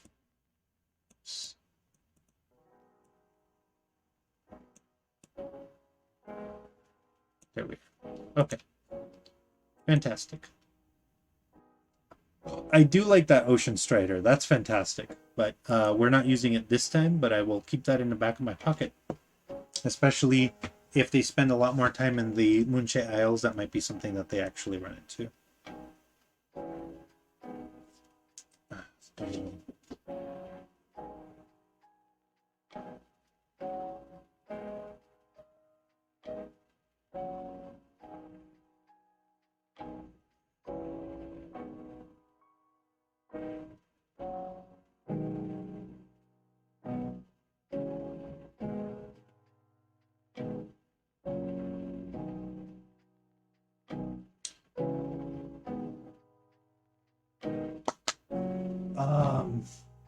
All right, so that's that. Eli says, I understand the tie to the dragons, but the Moonshade Isles are all about the Fae. That's where this guy comes in. So he's Fae then, this or the Ocean Strider.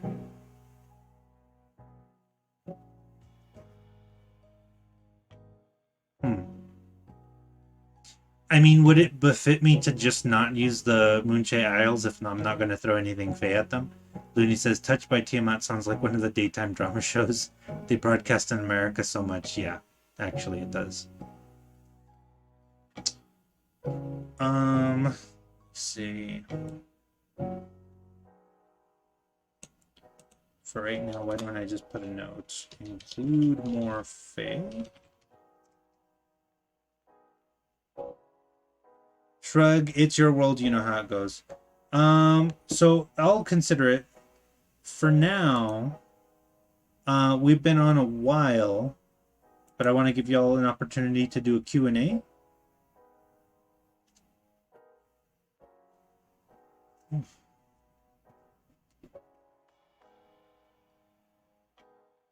So if you have any questions.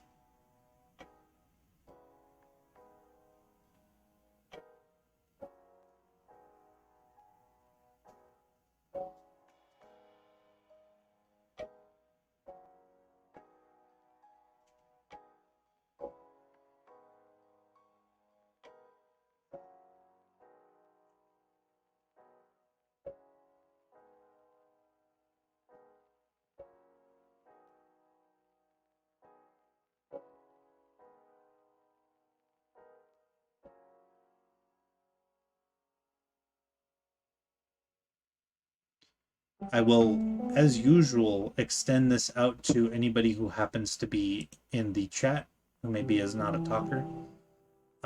If you're watching, if you have questions about Dungeons and Dragons, if you have questions about my 8 games, if you just have a question about life in general, I am open to them.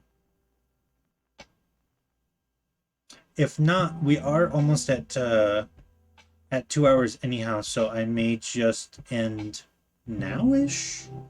Let's see. Okay, Eli says, not a question, but the Echoes of Mana. I messed up and didn't focus on specific character development, so I'm a little behind the curve of my contemporaries. I didn't fully understand the upgrade process at the time. Yeah, it's always hard to know with new games, like exactly what the process will be like. I need to see if it's worth playing, but I have one gotcha that's got all of my attention, and that's Final Fantasy Opera Omnia. So it's tough. I'm trying to figure out how I want to go about things, but I don't know. Echoes of Mana sounds really cool. So it's like considering Echoes of Mana.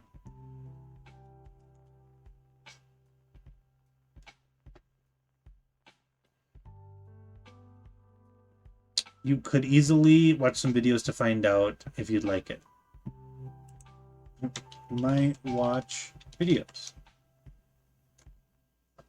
Looney says, last week in Touched by a Tiamat, Eric was not really Eric, but his evil twin brother who has shaved his distinctive goatee.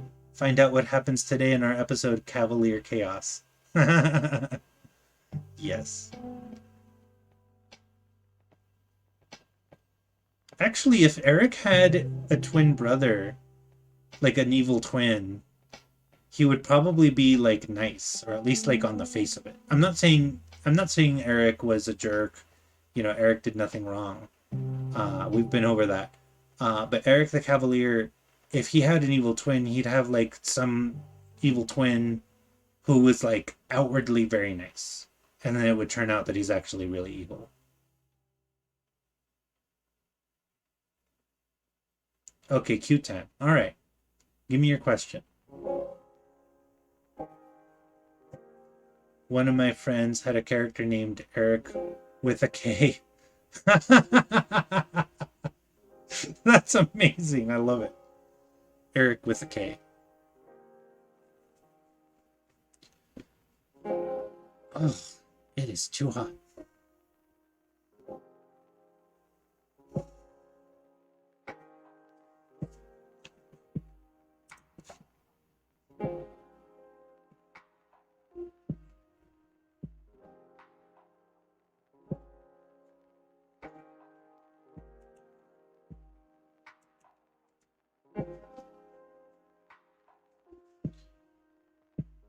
Oh, goodness.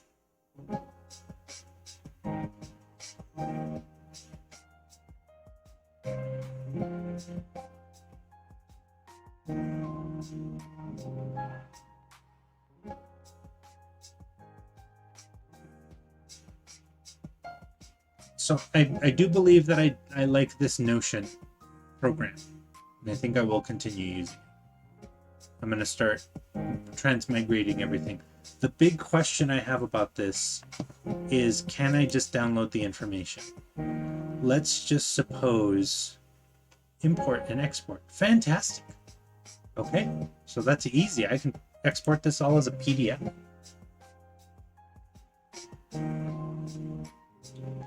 So, you know, just on the off chance that I have to work on this in a way that's not in internet areas. Looney says, how feasible would it be to make a TTRPG based on a space shooter video game, say, I don't know, Soldier Blade or R-Type, for example? There's a lot of ones that I know of. So, like, the question, can you make a TTRPG based on a shooter? Question mark. Answer, yes. So let me just say that, like, probably the most prominent example that I can think of is the Macross RPG. Well, not Macross. Robotech. So the Robotech RPG had a lot to do with like getting into a ship and shooting down bogeys. So you could very easily adapt that to anything else. There have been others. Other games about biplanes and age of early aviation warfare, etc. I'm trying to think of some other solid examples of, like, you know, futuristic space combat. I know that one of the previous attempts at a Warhammer RPG was called Rogue Trader. Had a lot of ship combat. And in fact, thinking about Rogue Trader and the ship combat, it made me think a lot of the Skies of Arcadia, which is kind of neat. That was more like big ship versus big ship. But yeah, there's all kinds of ways that you could do that. Again, going back to the Robotech RPG, I could very easily see that being adapted to your art types and your soldier blades and so on. It would be Easily done. Lots of missiles. Lots and lots of missiles.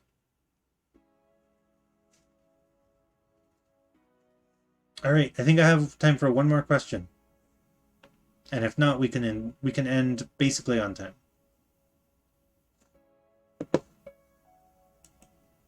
Noni, I hope I answered that question to a satisfactory degree.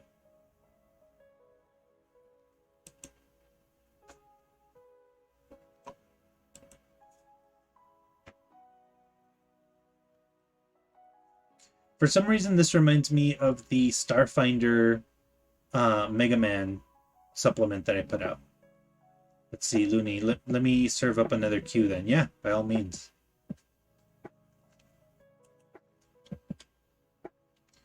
Queue.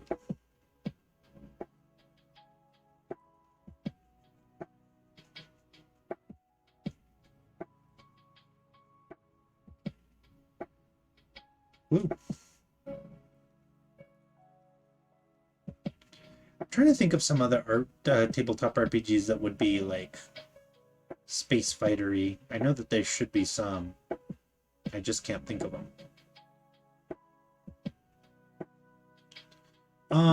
Probably Star Wars, to be honest. Just thinking about it. Star Wars vehicle combat. And I don't know much about the Fantasy Flight Games version of Star Wars, but I'll bet that they have some kind of space battle mechanic.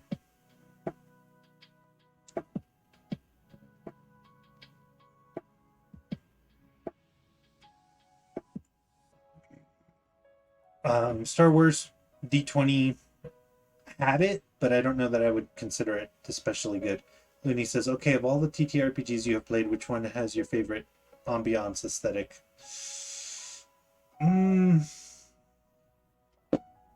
Gosh, I don't know. Favorite TTRPG ambiance aesthetic? I mean, that's kind of tough because right now I'm like neck deep in Warhammer. So Wrath and Glory.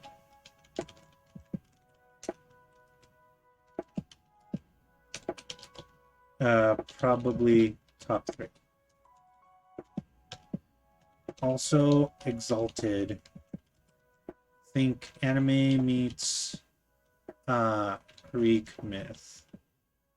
Well, I guess like ancient myth. We've talked about Exalted before, and Exalted is just fantastic. It's very over the top. You play demigods. You've got the central island that's ruled by dragon-blooded, and in this sense, dragon-blooded means mortals who are imbued with elemental powers. So they're benders. I mean, Exalted came out before Avatar: The Last Airbender, or at least like very close to the same time. So you've got the lowest of the demigods, which are the benders. You've got the celestials, which are based on the stars with the sidereals, lunars for the moon, obviously, and then solars for the sun. And they are very powerful. And like, you know, if you remember in Lord of the Rings when Sauron is like, he swings his weapon and like throws like, you know, a giant swath of people off of him, that's solars can do that. It's crazy. So I played a metric fuck ton of Exalted, and I love that game to death. And there are a lot of really serious reasons why I don't play it anymore, but I'd like to get back into it. So maybe someday. And then there's a game I don't ever really get to play, which is called System Failure, about Y2K of all things, and bugs invading the electrical grid. I love that game to death. And it's very simple, it's very down to earth. It's just people surviving an apocalypse brought on by electrical bugs. And you just have to like survive day to day, avoid the bugs, try and go into the city to scavenge, but not like, you know, get the bugs riled up and so on. Looney says, Exalted sounds like lawyer-friendly Saint Seiya. Oh my god. Oh my god. Yes. Okay.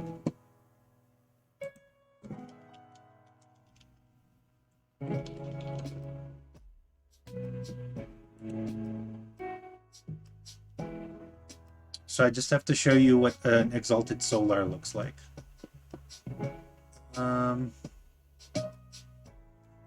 Let's just say Exalted Solar armor.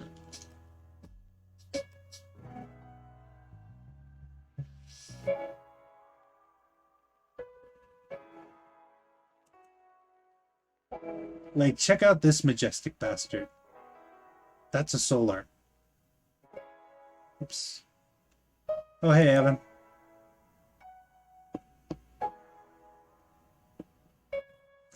Sailor Soul Invictus, that's hilarious. I think this is an image of First Age Solars.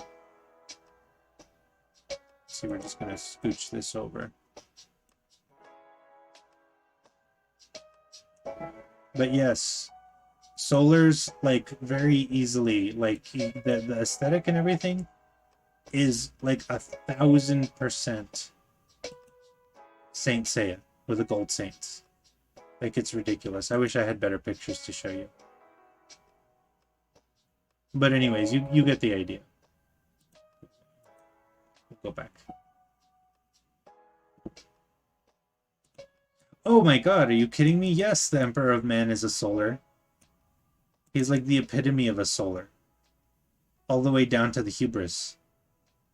Looney says, when we inevitably end up playing Exalted, you will have to physically restrain me from bursting into the Takishimetai Kokoro no Cosmo. Yeah, absolutely. Yeah, the Emperor of Man is like 1000% a Solar, and then you've got Horus is probably an Infernal. And no, in fact, not probably. It's definitely an Infernal.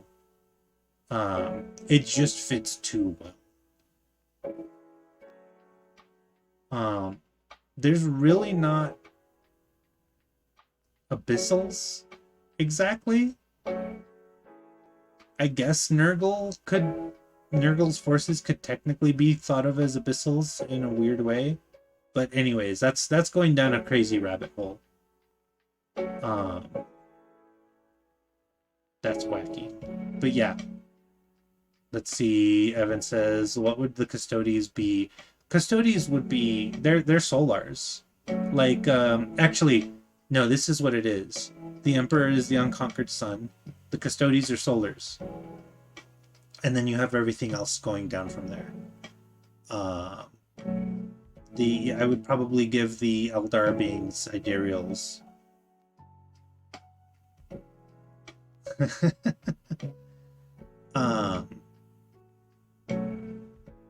Yeah, the Tau would be Outer Chthonians. The Marines would be the yeah, absolutely. I mean, heck, you even have Vulcan. And the Salamanders would be perfect fire cased. Can't even remember fire aspect. So yeah, that's perfect. Yeah, the Dragon-Blooded Empire would just be the Imperium. But you just go up the line, and I'm just trying to think, there's not really a good lunar analog. But it's just a little too close. But Custodies are definitely Solars. They're just that good. And then I would say probably Grey Knights would be closest to the what are those, the Look-Shy guys with the Yoroi armors and the War Striders? I think there's like a more specific name for those Dragon-Blooded of Look-Shy, but yeah. So there's a lot of really interesting elements there. It would be really cool to run a somewhat Warhammer 40k skewed Exalted game. It would be kind of fun. But once you get to tier 4, as you saw, tier 4 of Wrath and Glory basically gets to Exalted levels of zaniness. Evan says, I wanted to play one of those days. Custodies, I vaguely recall, look shy. Yeah. But yeah, Custodies are tier 4. I mean, you could play a Custodies at tier 4. They're really ridiculously great. Um, if you see all of the attribute maximums for like Primaris Space Marines, for Custodies it would be like all 12. They would have like no limits on theirs. Like a Custodies is just, they're crazy good. But anyways, I'm getting off topic.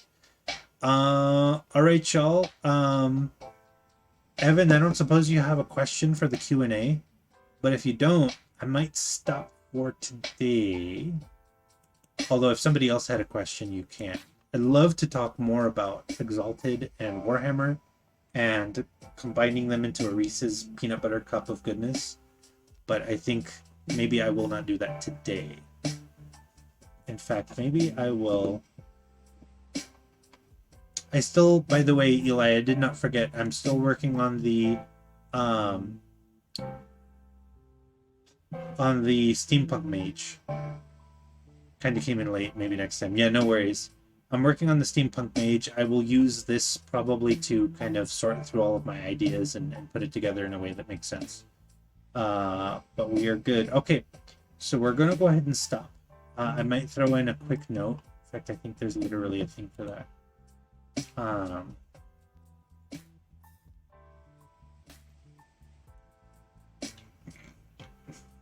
Talk about what?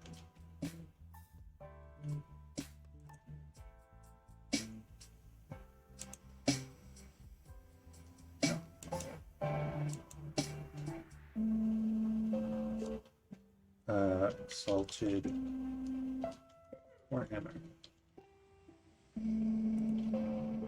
Talk about this sometime soon. Okay. Looney already fired my 2 weekly shots. Yeah, so no, that's fine. We're gonna go ahead and stop there.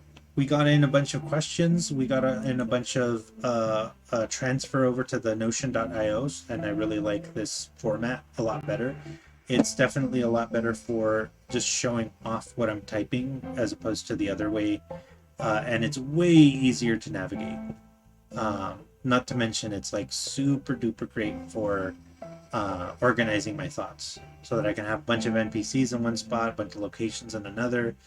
I know where to look if I need NPCs versus locations, and all of my session notes are nice and neat. So I am super happy with Notion.so. Yeah, absolutely. Thank you, Looney, for showing up. I'm glad that we were able to do that. Thank you, Evan, for showing up. 89 Batman would probably be my personal favorite. Yeah, fantastic. That just makes it into the 80s, but yes, as a last party shot. Yeah.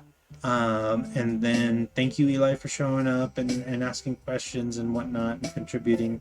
I will consider the Fae angle. I think I still want to use that dragon turtle, but I'm now wondering if I'm not going to bring like some Fae quartz into this, which should be fun, but we'll talk about that next time, depending on how things go. That game will happen this Saturday, hopefully. But, all right. So there we are. Here we go. Thank you all. And as always, remember, that I plan and play games for you.